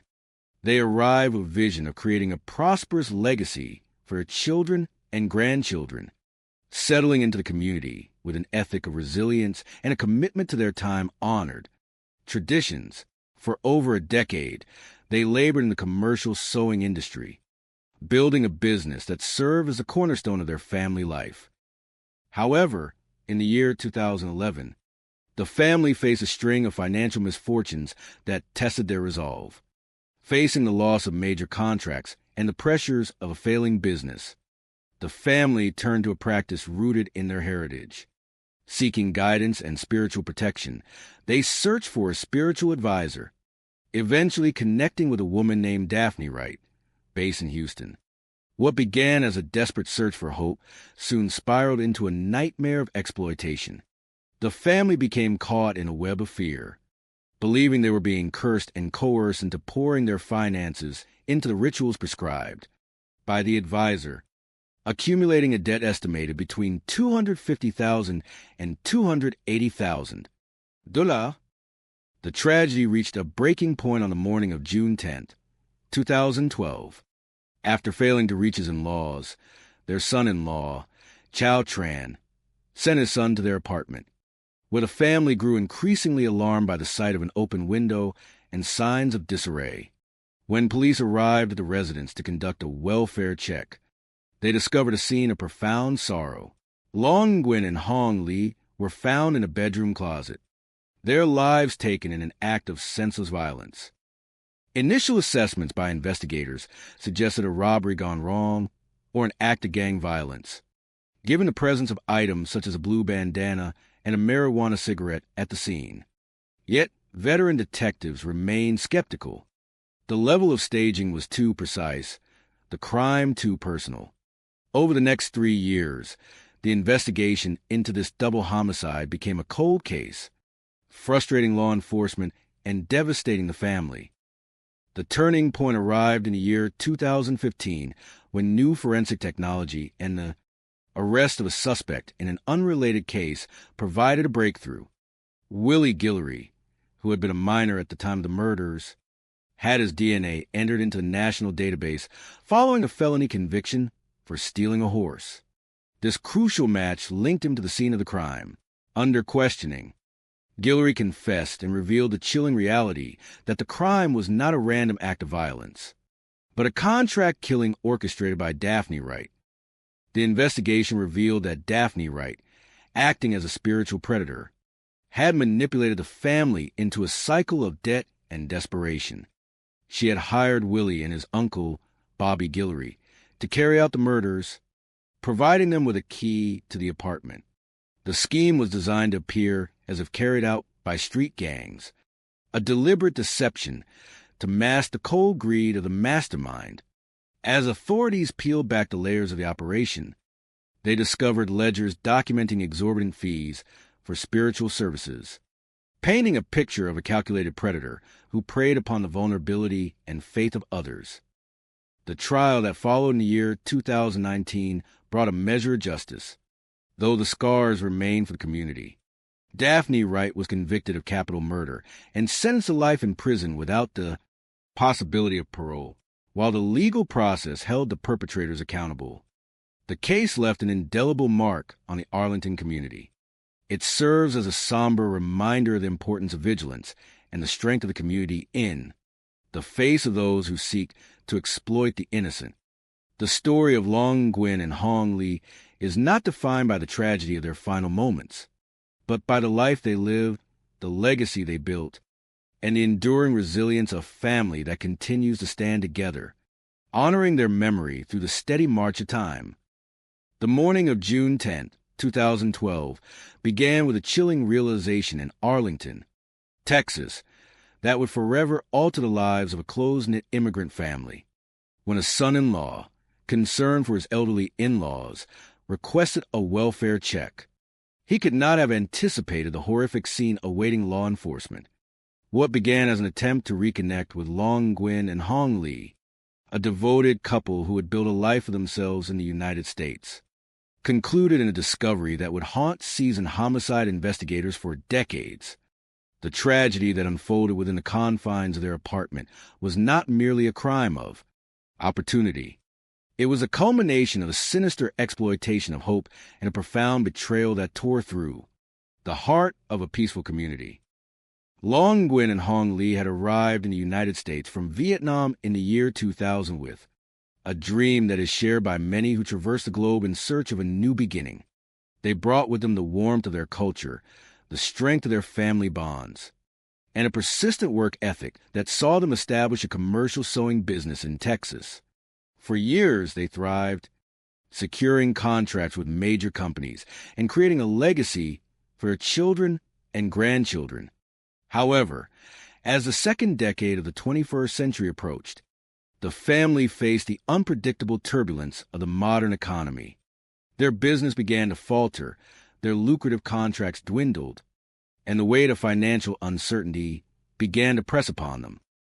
It was during this period of vulnerability that the couple, deeply rooted in their cultural traditions, turned to the spiritual practices they had known in their homeland. They believed in the power of spiritual advisors who could navigate the unseen world, offering guidance and protection against the forces of bad fortune. They sought out the counsel of Daphne Wright, a woman in Houston who presented herself as a spiritual healer capable of lifting curses and restoring prosperity. For the family, this was not a superstitious whim. It was a desperate attempt to find clarity and a path back to stability. Tragically, their reliance on a person they trusted to be their savior would lead them into a predatory web of greed and manipulation. When police officers arrived at the couple's apartment on that June morning, the scene was one of overwhelming confusion. The residence was in disarray, suggesting a struggle, and investigators initially theorized that this was a robbery that had taken a violent turn. Evidence had been staged to suggest the involvement of local gangs, with a blue bandana and other indicators left behind as a ruse. Yet, the brutality of the crime, the victims had been bound with duct tape and suffered blunt force. Trauma pointed to something more personal and far more calculated than a random burglary. For nearly 3 years, the case remained cold, a profound wound in the memory of the Arlington police force and the Vietnamese community. The breakthrough came from an unlikely source, underscoring the unpredictable nature of justice. In 2015, the arrest of a young man named Willie Guillory for an unrelated crime, the theft of a horse, led to the discovery of his DNA profile in a national database. The evidence recovered from the crime scene, including a marijuana cigarette, finally found its match. Under questioning, the young man revealed a harrowing truth. He had been a pawn in a murder-for-hire plot orchestrated by his uncle, Bobby Guillory, at the behest of the very woman the family had trusted to save them. The investigation unraveled the layers of a dark deception. Daphne Wright, the self-proclaimed spiritual advisor, had not provided healing. Instead, she had fostered a climate of fear, convincing the family that they owed her massive sums of money for her services. When the couple could not pay, she did not offer mercy. Rather, she targeted them for their life insurance policies, orchestrating their deaths to recoup what she claimed was owed to her. It was a cold-blooded execution plan, with the son-in-law, Chow Tran, later revealed to have been deeply involved in the machinery of this betrayal. While he was granted immunity in exchange for his testimony against the others, his role remains a point of deep contention and lingering anguish for those who sought true justice. For the victims, in 2019, the trial of Daphne Wright brought the final chapter of this tragedy to a close. She was convicted of capital murder and sentenced to life in prison without the possibility of parole, while the verdict provided a measure of legal resolution. The emotional weight of the loss of Long Nguyen and Hong Li remains. They were people of resilience, hard work, and deep love, whose pursuit of the American dream was tragically hijacked by those who viewed their vulnerability as a profit margin. Their story serves as a somber reminder of the need for vigilance and the enduring strength of a community that, despite the shadows cast upon it, continues to honor the memory of those who were taken far too soon. In the city of Arlington, within the state of Texas, a profoundly heartbreaking event occurred several years ago, sending shockwaves through the local Vietnamese community and beyond. Long Nguyen and Hong Lu, a couple who had dedicated their entire lives to building a foundation for their family and carrying the traditional values of their homeland into a new world, were cruelly taken in their own home. Their journey, which began with the pursuit of the American dream, met a tragic end that not only baffled law enforcement, but also left the neighborhood and the wider community in a state of deep sorrow and disbelief. On a day in June 2012, when police officers arrived to conduct a welfare check at the residence of the couple, they encountered a crime scene so brutal that even investigators with more than 21 years of experience were left shaken by the sheer malice of the act. The lives of the couple were marked by tireless efforts and resilience. Upon moving to Texas, they established an industrial sewing workshop, hoping to secure a stable future for their 3 children and grandchildren. However, facing the volatility of the market and economic hardships, their business began to falter. In that period of immense pressure, holding on to their traditional spiritual beliefs, the family sought solace and guidance from a self-proclaimed spiritual advisor named Daphne Wright, who lived approximately 250 miles away in the city of Houston. This woman promised to lift curses and restore good fortune to their business. Tragically, instead of finding relief, they were ensnared in a prearranged financial trap. Immense sums of money were poured into supposed rituals, pushing the family into a cycle of crippling debt, with amounts ranging from $250,000 to $280,000. The investigation into the case spanned several years and presented numerous challenges. Initially, the scene was staged to resemble a robbery by street gangs, complete with fabricated clues like blue bandanas, marijuana, and empty liquor bottles intended to mislead the authorities. However, investigators sensed inconsistencies in the arrangement of the scene and concluded that this was a targeted act rather than a spontaneous burst of violence. It took 3 years for the breakthrough to occur, when DNA evidence from a 16-year-old youth named Willie Guillory, who was in custody for an unrelated charge, matched the traces left at the scene. Through his testimony, the architect of the cruelty slowly emerged. Behind the brutality was Daphne Wright, an individual who not only exploited the victims for profit, but also callously ended their lives to claim insurance money, aiming to settle her own mounting debts. The subsequent trial laid bare a painful reality regarding manipulation and avarice. The son-in-law of the victims, Chow Tran, while cooperating with investigators to receive immunity, still left the public with questions regarding his role and level of involvement in the events. Ultimately, the court sentenced Daphne Wright to life in prison without the possibility of parole. While the verdict brought a formal conclusion to a protracted struggle for justice, the memory of a kind, hard-working, and deeply affectionate couple continues to live on in the hearts of those who knew them. The story of Long Nguyen and Hong serves as more than just a criminal case. It is a profound lesson in the necessity of vigilance against those who manipulate faith for personal gain in the pursuit of a livelihood in a foreign land, maintaining a firm hold on practical realities, and fostering a genuine, supportive community network is more vital now than ever. The passing of this couple stands as a poignant reminder of the fragility of life and the critical importance of mutual care and understanding within our community. It is a reminder to ensure that no one is left to face predators masquerading as healers in isolation.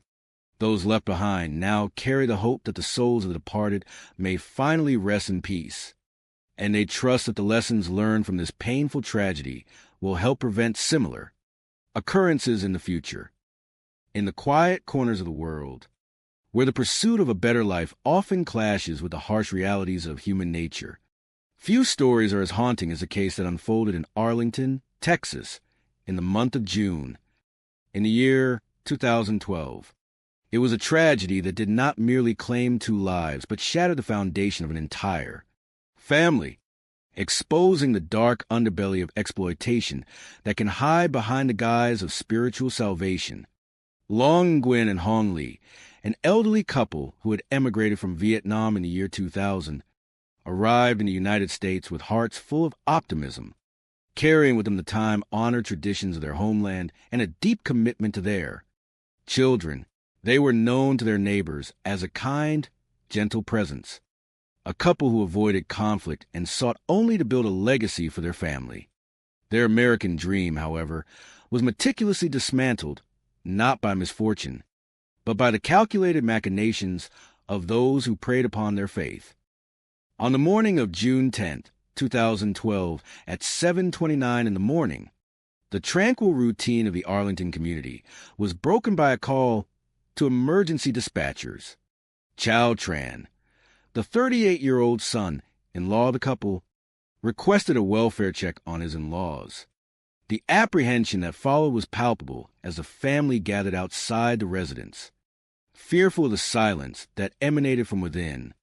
When officers arrived, the scene that greeted them defied the typical nature of a welfare check.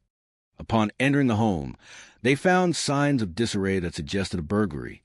Yet the atmosphere held a gravity that pointed to something far more sinister. It was within a bedroom closet that law enforcement discovered the horrific truth.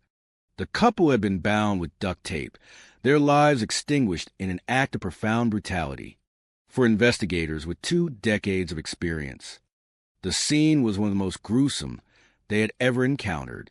It was clear from the outset that this was not a simple robbery gone wrong. The application of force and the method of restraint indicated a level of cruelty that left seasoned veterans shaken. The investigation initially veered toward the theory of gang involvement. A blue bandana wrapped around a beer bottle and traces of marijuana left at the scene served as a staged tableau intended to lead detectives away from the truth. However, the intuition of the investigators proved sharper than the ruse left behind. They questioned why such a horrific crime would be committed for so little gain, noting that the staging was far too perfect, too deliberate. The case languished as a cold file for 3 years, a painful silence for a grieving family.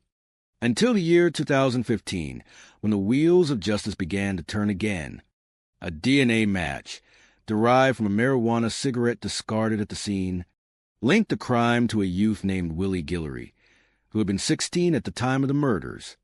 This discovery, catalyzed by a separate felony conviction involving the theft of a horse, broke the case wide open. Under questioning, the facade began to crumble. Willie Guillory revealed that he and his uncle, Bobby Guillory, had been coerced into the crime. Yet, as the layers were peeled back, the mastermind behind the atrocity emerged. Daphne Wright, a woman who operated as a so-called spiritual advisor in Houston. She had ensnared the family in a cycle of fear and financial dependency. claiming she could remove curses and provide fortune. The couple, desperate to save their struggling sewing business, had poured their resources into her services, accruing a debt that climbed toward $280,000. When the money stopped flowing, Daphne Wright did not offer mercy. Instead, she orchestrated a murder-for-hire plot, viewing the couple as a means to collect on substantial life insurance policies. The key to the home, provided by the son-in-law, was the final piece of a cold and calculated puzzle. The legal proceedings that followed painted a harrowing portrait of the manipulation at play. While Chow Tran was granted immunity in exchange for his testimony, the shadow of his involvement lingered, sparking debates about the boundaries of justice. Daphne Wright was eventually convicted of capital murder and sentenced to life in prison without the possibility of parole. This case serves as a somber reflection on the dangers of unchecked greed and the vulnerability of those who, in their search for hope, turn to those who weaponize their faith. The loss of Long Nguyen and Hong Lia remains a scar on the community, a reminder that the most profound tragedies often occur when the sanctity of human life is sacrificed at the altar of material gain. It is a story that forces us to confront the reality that behind every statistic of crime, there is a complex tapestry of human frailty, the relentless search for security, and the enduring need for justice when the light of empathy is extinguished by the darkness of exploitation. The quiet suburban landscape of Arlington, Texas, was shattered on the morning of the 10th of June, 2012, when a call to emergency services brought police to a scene that would haunt even the most experienced investigators for years to come. What began as a routine request for a welfare check on an elderly couple, Long Nguyen and Hong Lee, transformed into a profound investigation into the darker aspects of human desperation, greed, and the manipulation of cultural beliefs. Long and Hong, who had immigrated from Vietnam in the year 2000 to pursue the promise of a better life for their children and grandchildren, were respected members of the community.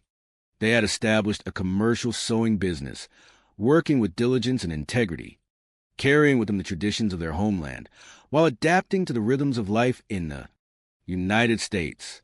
Their home was not merely a residence.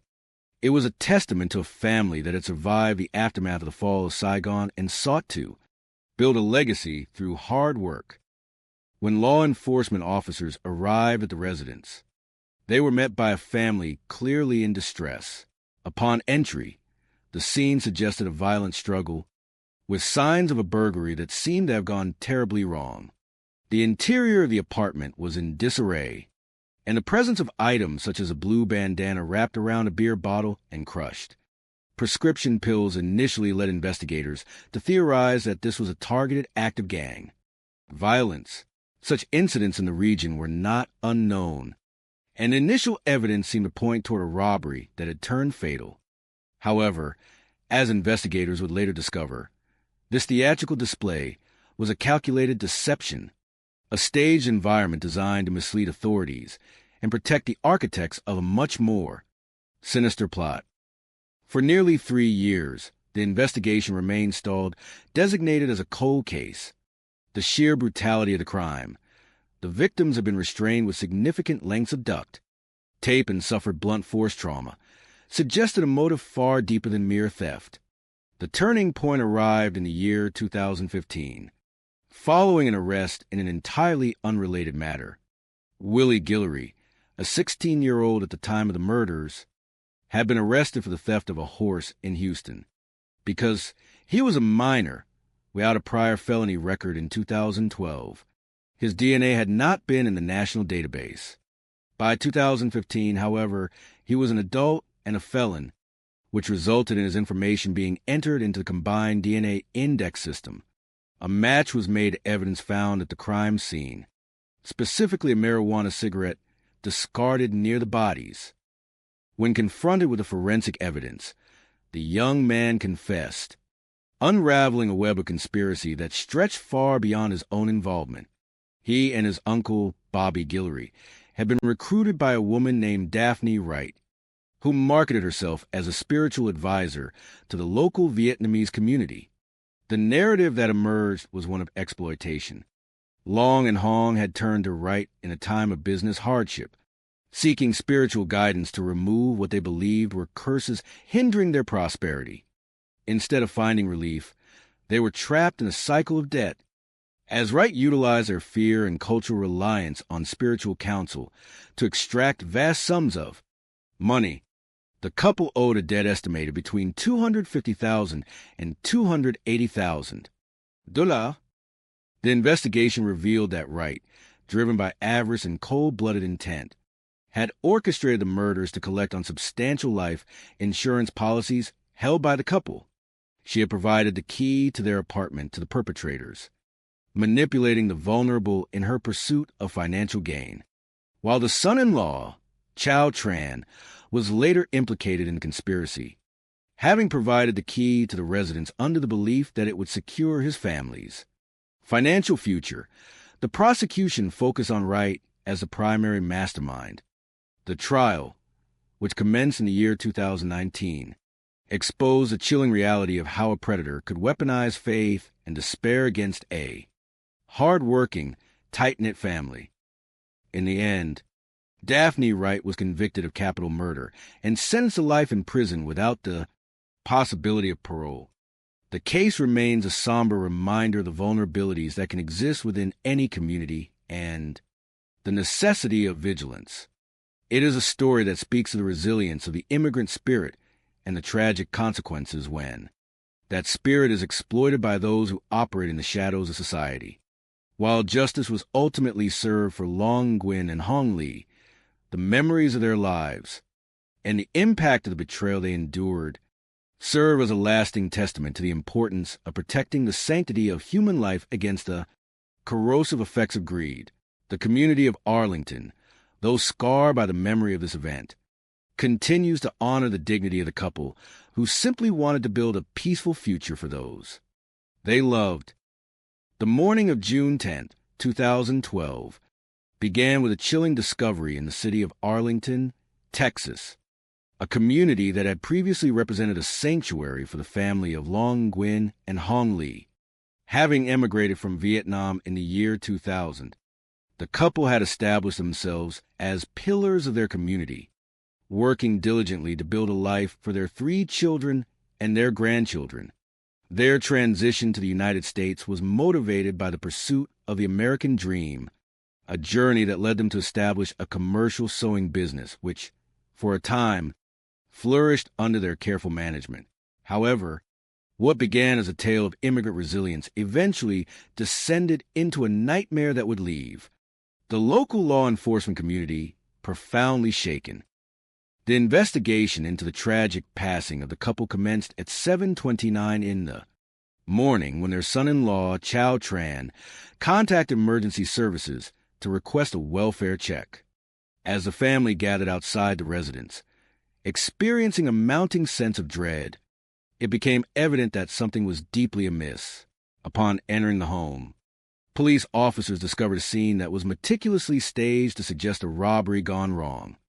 Items were scattered in physical evidence, including a blue bandana and remnants of illicit substances, appear to have been deliberately placed to divert suspicion toward local gang activity.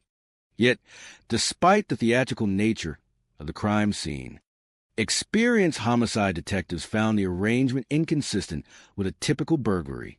The violence inflicted upon the victims was disproportionate to the motive of theft, pointing toward a more calculated and personal intent. As detectives delved deeper into the lives of the victims, a complicated web of financial and spiritual exploitation emerged. Long and Hong, like many in their community, held deep reverence for traditional beliefs and had sought guidance from a self-proclaimed spiritual advisor based in Houston named Daphne Wright. In the face of declining business prospects, the couple and their son-in-law had become increasingly reliant on her services, believing she could remove curses and restore their fortunes. Evidence collected during the investigation revealed that this reliance had come at a staggering cost. The financial strain had escalated until the family owed between $250,000 and $180,000 to the advisor. The breakthrough in the case arrived several years later, following the arrest of a 16-year-old named Willie Guillory, whose genetic markers, entered into the database following a separate felony conviction, provided the crucial link to the scene of the crime. Upon questioning, the confession of the younger Guillory unraveled the conspiracy. He implicated his uncle, Bobby Guillory, and ultimately identified Daphne Wright as the orchestrator of the tragedy. According to testimony, Wright viewed the elderly couple as a means to recoup her debts, specifically targeting their life insurance policies. The plan, carried out by the Guillorys, was intended to look like a random act of violence, but it was in reality a contract killing driven by extreme greed. The subsequent legal proceedings exposed the extent of the manipulation. Chow Tran, the son-in-law, faced intense scrutiny throughout the process. Prosecutors eventually offered him immunity in exchange for his testimony against Daphne Wright, a decision that remained a point of deep contention and professional frustration for those involved in the investigation. During the trial, which began on August 26, 2019, testimony characterized Wright as a master manipulator who exploited the cultural and spiritual vulnerabilities of her clients. Despite the defense's efforts to portray the family as complicit, the jury found Daphne Wright guilty of capital murder. She was sentenced to life in prison without the possibility of parole. The legacy of this event serves as a somber reminder of the vulnerabilities that can exist within even the most tight-knit communities. For the officers who served on this case, some of whom had spent 21 years in homicide, the brutality of the crime and the calculated betrayal by someone trusted for guidance remained an unforgettable chapter in their careers. While justice was ultimately served for the mastermind behind the tragedy, the loss of Long Nguyen and Hong Lee continues to be felt by those who knew them.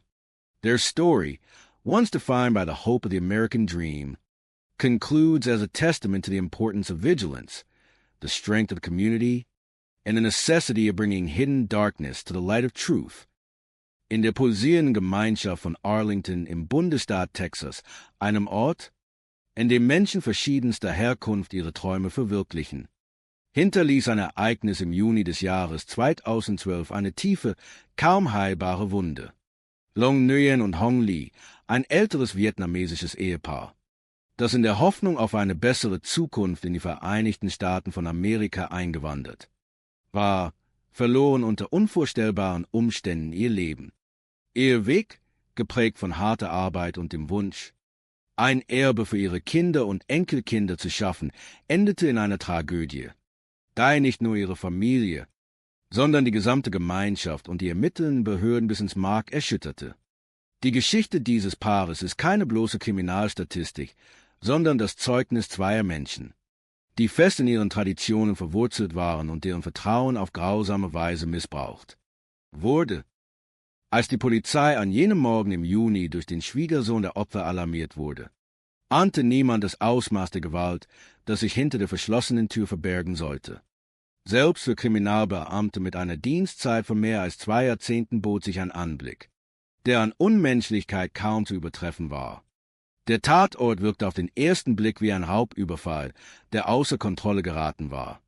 Hinweise auf eine Beteiligung krimineller Banden, darunter ein blaues Bandana und zurückgelassene Drogenutensilien, sollten die Ermittler gezielt in die Irre führen. Doch die Sorgfalt und der unermüdliche Einsatz der Beamten, die sich nicht mit der oberflächlichen Theorie einer bandenbezogenen Tat zufrieden gaben, deckten nach Jahren der Stille eine weitaus dunklere Wahrheit auf. Die Familie befand sich in einer schwierigen finanziellen Lage, bedingt durch den Verlust wichtiger Geschäftskontrakte. In ihrer Not und geleitet von der Sehnsucht nach einem Ausweg aus ihrer misslichen Situation, suchten sie Hilfe bei einer spirituellen Beraterin namens Daphne Wright. Diese Frau, die sich als Retterin in der Not inszenierte, nutzte das Vertrauen und die Verzweiflung der Familie skrupellos aus. Anstatt die erhoffte spirituelle Heilung oder wirtschaftliche Besserung zu bewirken, baute sie ein System aus Abhängigkeit und Schulden auf, das sich auf eine Summe von weit über $200.000 belief. Die Ermittlungen enthüllten ein beklemmendes Bild von Manipulation und Gier, bei dem Daphne Wright die Familie wie ein Marionettenspieler kontrollierte und schließlich den ultimativen Verrat in Auftrag gab. Der Durchbruch im Fall gelang erst, als ein junger Mann namens Willie Guillory durch ein anderes Verbrechen in das polizeiliche System gelangt, durch den Abgleich seines genetischen Fingerabdrucks mit den am Tatort gesicherten Spuren konnten die Beamten die Verbindung zu den Tätern herstellen. Die Enthüllungen waren schockierend. Es handelte sich um ein im Voraus geplantes Verbrechen, ausgeführt unter der Regie von Daphne Wright. Bobby Guillory, der Onkel von Willie, und sein junger Neffe wurden als Ausführende identifiziert. Die vermeintliche Tat einer Bande war nichts weiter als eine perfide Inszenierung, um den Verdacht von den wahren Drahtzieher abzulenken. Die Tragödie wurde durch die Beteiligung innerhalb des engsten Familienkreises, insbesondere durch die Rolle des Schwiegersohns Chao Chan, der von den Lebensversicherungen der Opfer profitierte, zu einer Geschichte über die dunkelsten Abgründe menschlicher Habgier. Daphne Wright wurde schließlich wegen ihres grausamen Tuns zu einer lebenslangen Freiheitsstrafe, ohne Aussicht auf vorzeitige Entlassung verurteilt. Die juristische Aufarbeitung brachte die bittere Erkenntnis, dass hinter dem Schleier aus spirituellen Versprechen ein kaltes, berechnendes Kalkül stand, während die Gerechtigkeit in Bezug auf die Hauptdrahtzieherin ihren Lauf nahm. Bleibt das Schicksal des Ehepaares eine mahnende Erinnerung daran, wie wichtig Zusammenhalt, Aufrichtigkeit und der Schutz der Schwächsten in unserer Gesellschaft sind. Long Nguyen und Hong Li bleiben in der Erinnerung derer, die sie kannten, als fleißige und herzliche Menschen, deren Leben durch die Gier anderer ein vorzeitiges Ende fand. Es ist ein Aufruf zur Achtsamkeit, besonders dort, wo Verzweiflung auf Ausbeutung trifft, und ein Plädoyer dafür, dass die Wahrheit, wie tief sie auch verborgen sein mag, letztlich immer ans Licht kommt.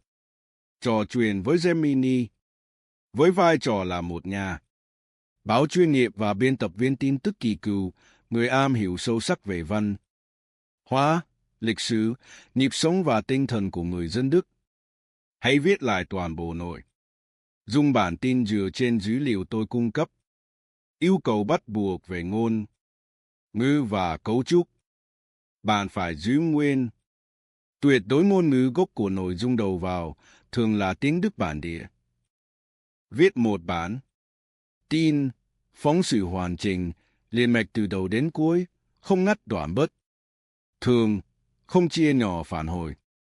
Độ dài cần được triển khai chi tiết, sâu sắc, khai thác trọn vẹn bối cảnh sự kiện để cung cấp cho người đọc cái nhìn toàn cảnh nhất, nhưng không lan man. Viết trong một phản hồi duy nhất.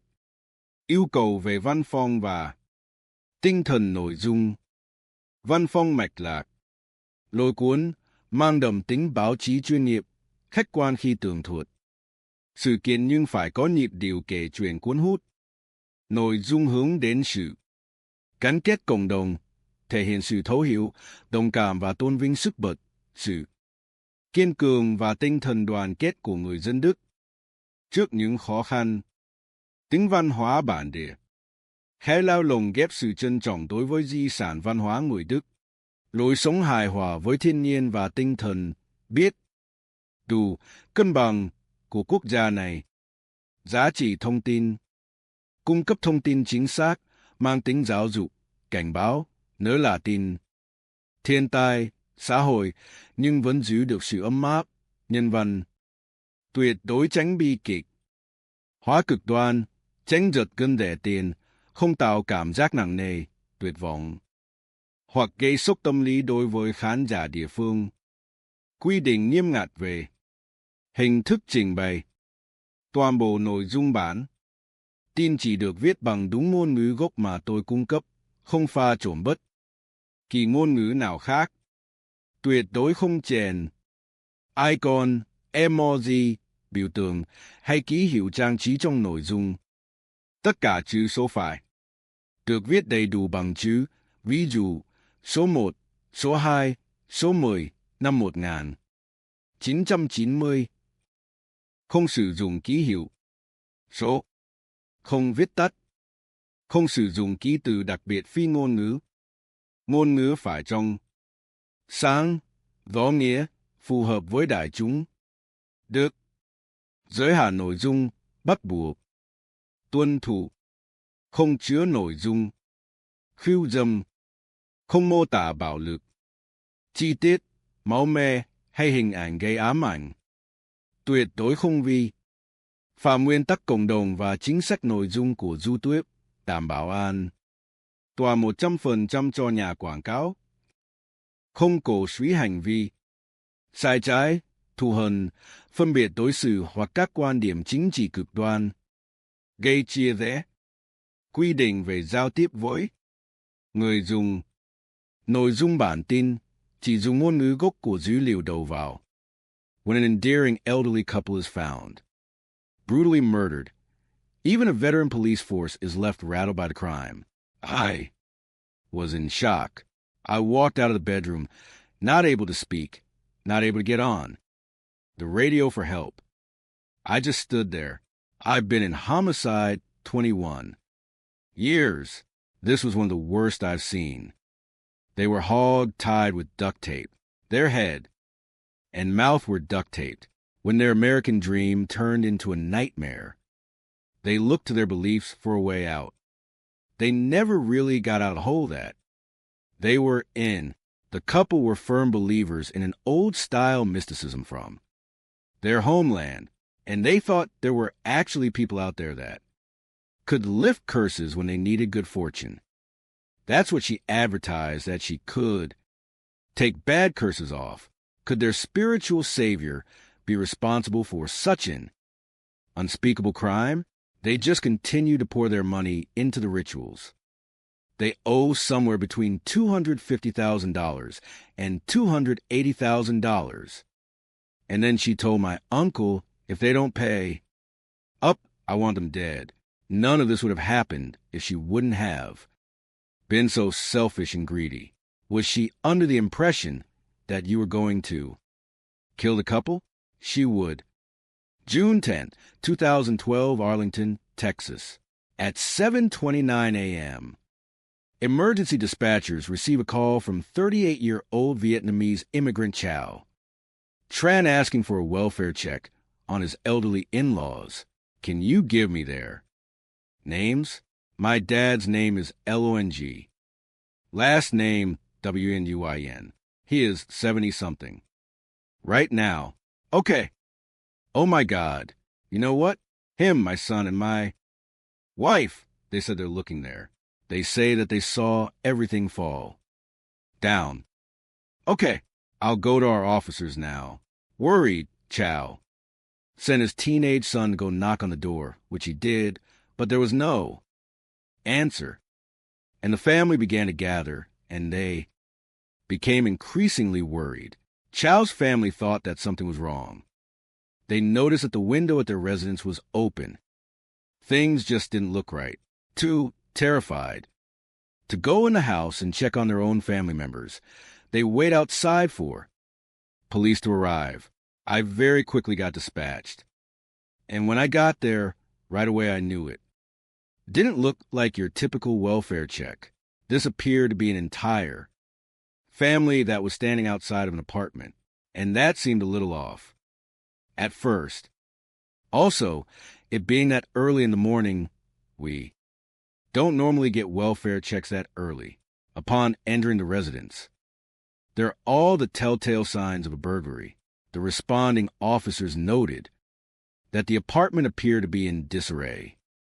I'm calling out. There's no answer. I know. There's no one in the living room, the kitchen, or the bathroom. The only room that I haven't checked is the bedroom. After a quick check of the bedroom, Officer Weller doesn't see anyone and is convinced the home is empty. When I got there, I wasn't focused on the state of the room. I did not notice anything that stuck out to me. I was solely focused at that point finding the family, making sure everybody was okay. So I'm thinking, great, everybody's fine. Everybody's healthy. They went out for a walk. Still with my flashlight in hand, I go to turn around to leave the bedroom. And at that time, I see hand smudges on the wall next to a very small closet. So I hesitated for a moment. Everything inside of me told me not to open that door. But I would not be doing my job if I did. Not check that closet. I opened that closet door. I saw two people. Inside that closet, I knew it was a mom and the dad that I was looking for. They were hogtied with duct tape. Their head and mouth were duct taped.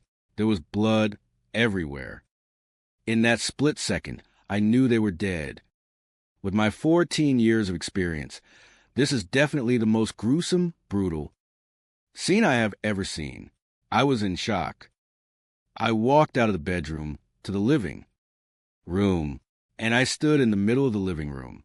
Finally, I was able to get on my radio, and I requested a supervisor in a crime scene unit. When Arlington homicide investigators arrive, they too are stunned by the heinous crime. It appeared that the couple had been beaten with some kind of blunt force object. It was a very violent and bloody scene. They were grabbing walls as they were being taken to the back room. There's evidence thrown about furniture in the living room too as well. Ransacking of compact discs. What crossed my initial mind was a robbery gone bad. But even for a robbery, the crime is exceedingly violent. I've been in homicide 21 years. This was one of the worst I've seen. Due to the nature of how the victims were found, I can see blunt force trauma to the forehead. I can see markings that look to be possible hammer, but I wasn't sure. And the amount of duct tape that was used on the victim's face all the way up to their forehead. The crime in and of itself is a heinous, horrific crime. Who would do this? You have to say to yourself, who would be so cold that they would, brutally murder an elderly couple? They're a very nice couple. They never bothered nobody. Everybody loved them. I don't think they have any enemies. When Long Nguyen and Hong Lee immigrated to the United States from Vietnam in 2000, they brought with them their time-honored traditions and their beloved family. They decided to pick up their stakes and move to Arlington, Texas, with their 3 children to pursue the American dream.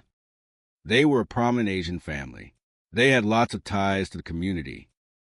Arlington is one of those big cities in Tarrant County that you really do have a good mixture of different cultures. You got a large Vietnamese community there. The first wave of the immigrant came after 1975, after the fall of Saigon. Some of them adapt to society very well. The parents tried to carry their heritage from Vietnam to America, this area. During the 80s and the late 90s, there's a lot of Vietnamese people decide to live there. They study the area very well. That's why they choose Arlington to be a good place for them to do business and create a family. Long and Hong saw an opportunity to create a legacy for their 3 children and grandchildren. When Long and Wong arrived to Texas, they started a commercial sewing business, and they enlisted the help of their son-in-law, Chow, to help run it. Chow was the one who spoke the best English, so he was kind of face of the business, and he dealt with a lot of the contractors and a lot of the different people. After nearly a decade of rebuilding their lives in the U.S., their American dream came true when they secured a lucrative contract to make garments for a commercial giant. They actually had contract with places like Disney, but by 2011, the family's good fortune had all but run out. They had lost the contract with Disney, and the business started going down. The family believed that the string of bad luck required a traditional Vietnamese solution.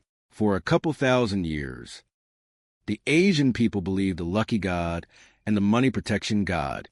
If you pray to them, you will have more customers.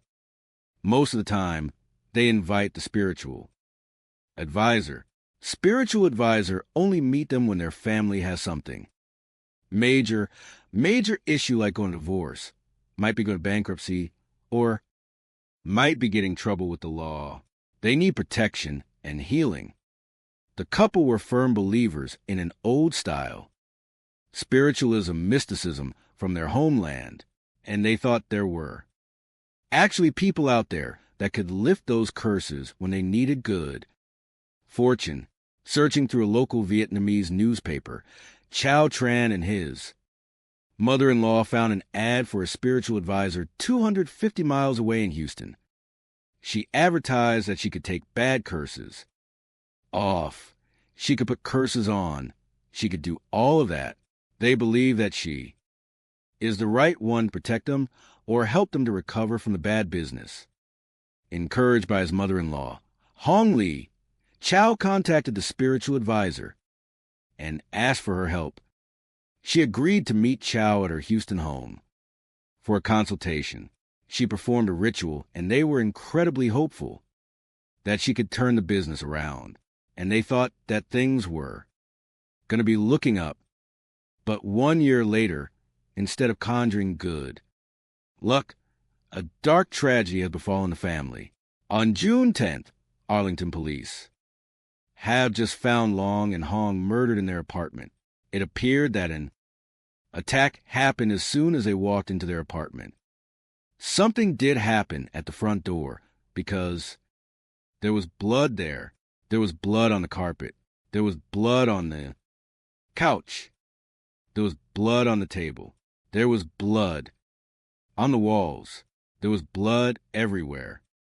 While Arlington homicide detectives see evidence of a burglary gone wrong, there are other clues as to who might have committed the brutal attack. There was a plate of crushed prescription pills on the coffee table as if to snort. There was a marijuana cigarette. But to detectives, it's a blue bandana wrapped around a beer bottle that seems almost like a calling card. Arlington did have some very active Vietnamese gangs. They were known to extort money. This was a light blue bandana, so I had to consult with a gang unit to see if they had some knowledge of it, and they did have some knowledge of the color of the bandana. I had everything to believe that it was gang activity. Coming up, detectives believe the evidence is too good to be true.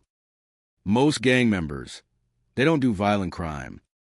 Sometimes things seem too perfect. It was just not a robbery gone bad. We theorized that it was staged. Could a financial windfall point closer to home? I did question who were the beneficiaries. One was Chow Tran himself. On June 10th, 2012, in Arlington, Texas, police discover husband and wife Long, Nguyen, and Hong Lu brutally murdered in their bedroom closet after finding evidence of gang activity left. At the scene, detectives remained skeptical given the severity of the crime. There was a beer bottle with a bandana around it, giving the impression that it was a gang-related incident, that they were leaving their colors to kind of take responsibility for it. It was too perfect of a crime scene. It was too set up to the point where I had everything to believe that it was gang activity, so we theorized that it was staged. Other initial items that we found that we thought we can send off to get immediate tests were taken, such as the marijuana cigarettes for DNA purposes. They took hair fibers, DNA. They took swabs of the blood to see if there were any dual samples. They processed the duct tape to see if there's fingerprints or evidence. Investigators next speak with the family to try and learn more about the victims. Clearly rattled by the discovery of their loved ones, there is only one family member able to speak with detectives. 38-year-old Chow Tran. I initially interviewed Chow Tran, who's the son-in-law. Chow being a primary spokesperson for the family because he speaks English. Chow informed Detective Stewart that the night of this offense, they were all at a birthday party, and they were celebrating his father-in-law's birthday. According to Chow, his in-laws seemed to have a good time and stayed until 10:30. They received a ride home from another family member and that was the last time they were seen alive. I asked, did they have a lot of money around the house and things of that nature? Vietnamese tend to carry money at home. They don't trust the American banks. Chow says that if they did have money at home, it wasn't much. Chow said the sewing business was never great. It was never thriving, and they thought that perhaps it was cursed. Despite their financial stress, Chow has no idea how that could have led to their horrific deaths. I asked him every possible question as far as possible enemies as far as the business is concerned, family members, anybody who would want to harm this couple. No one could think of any reason to want this couple dead. They were sweet, and they were generous, and they were hard-working, and they had great ties to the community. On June 11, 2012, detectives attend the couple's autopsy at the Tarrant County Medical Examiner's office. It appeared that there was a blunt force trauma to the victim's head, struck with some sort of object. At the time, don't know what type of object. That was because nothing was found there at the crime scene. But that's not what killed him. Her face had been wrapped in 25 feet of duct tape. His face had been wrapped in 10 feet of duct tape, and they suffocated. The cause of death is unsettling, even for the seasoned homicide investigators. Just the amount of pain that it took to die in that fashion, that to me is like holding your breath until you die. So that I've always thought just how painful it was for both victims. Though detectives aren't convinced the incident is gang-related, they can't rule out the possibility and are hopeful the partial forensic evidence they collected leads to a suspect. If you look at the extensiveness of the duct tape and how it was applied and to what extent it was applied, one would have to believe that the intent was to kill them. It was just not a robbery gone bad. The whole point was to kill the victims. Gang activity could have been a theory. It just seems very personal to both victims. As detectives conclude their briefing with the coroner, they receive a phone call that instantly captures their attention. Detective Stewart got a call from the insurance company after the victim's death, and routinely, the insurance companies will call when there is a policy over a certain amount, and their insurance policy was at least $1 million. I did question the insurance company as far as who were the beneficiaries. One was Chow Tran himself. On June 13, 2012, detectives meet with Chow at the Arlington police station and asked him about his in-laws' business and sizable insurance policy. He told me that because the business was in their name, they wanted to make sure that they had the ability to carry on the business if one of the family members were to pass away. When it comes to their whereabouts the night of the murders, Chow and the rest of his family have airtight alibis. No. They come directly to my house. From 4.30 around to 5, we eat, and when we sit together, we play cards until 10 o'clock. 10 over 10 o'clock, you know? So they stayed there until about 10 over 10.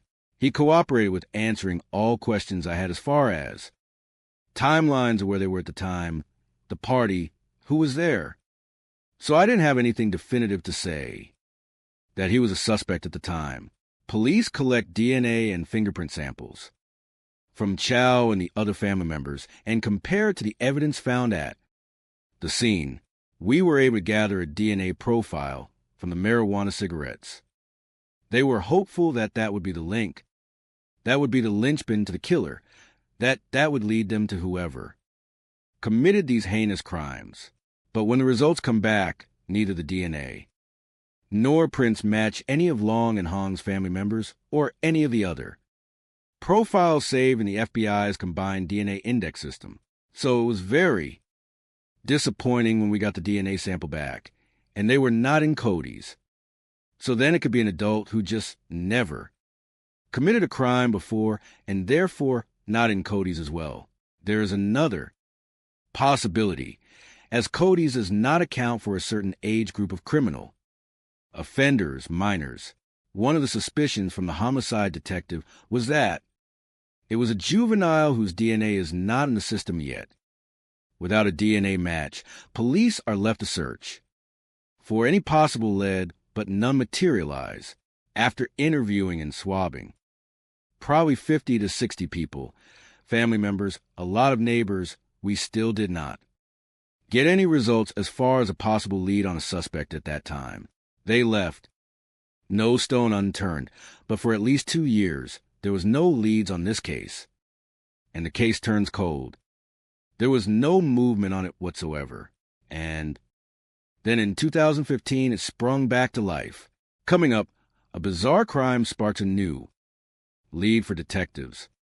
Him stealing that horse started this whole process of us finally realizing who actually killed the victims, and a jailhouse interview reveals some explosive information.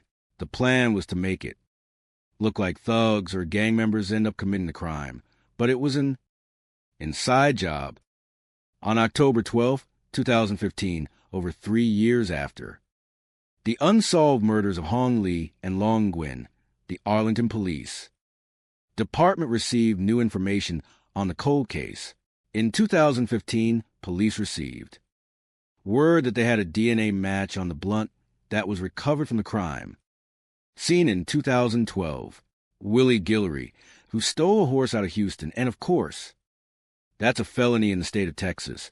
It turned out at the time of the actual homicide, this kid was 16 years old. Being a minor with no prior felonies, Willie's DNA hadn't been in the Cody system at the time of the murders in 2012, but in 2015, he became both an adult and a felon, which added his name to the DNA database. You have to have a felony conviction in order for your profile to even be put into Cody's. And so him stealing that horse started this whole process. On October 17th, 2015, Willie Guillory is brought to the Arlington Police Department for questioning, but not for the murders. He was in violation, not checking in with his parole officer. We in turn made contact with him, and we made arrests based on the violation of his parole and not the murder at the time. I wasn't there. Are you saying your DNA was there? I don't know if it was, or wasn't it because I wasn't nowhere around Arlington. I promise you I have room. And you know what? That's why I'm going to check your DNA again, because maybe we made a mistake. If there'll be nothing but DNA, people can take your DNA and do shit while you sleep.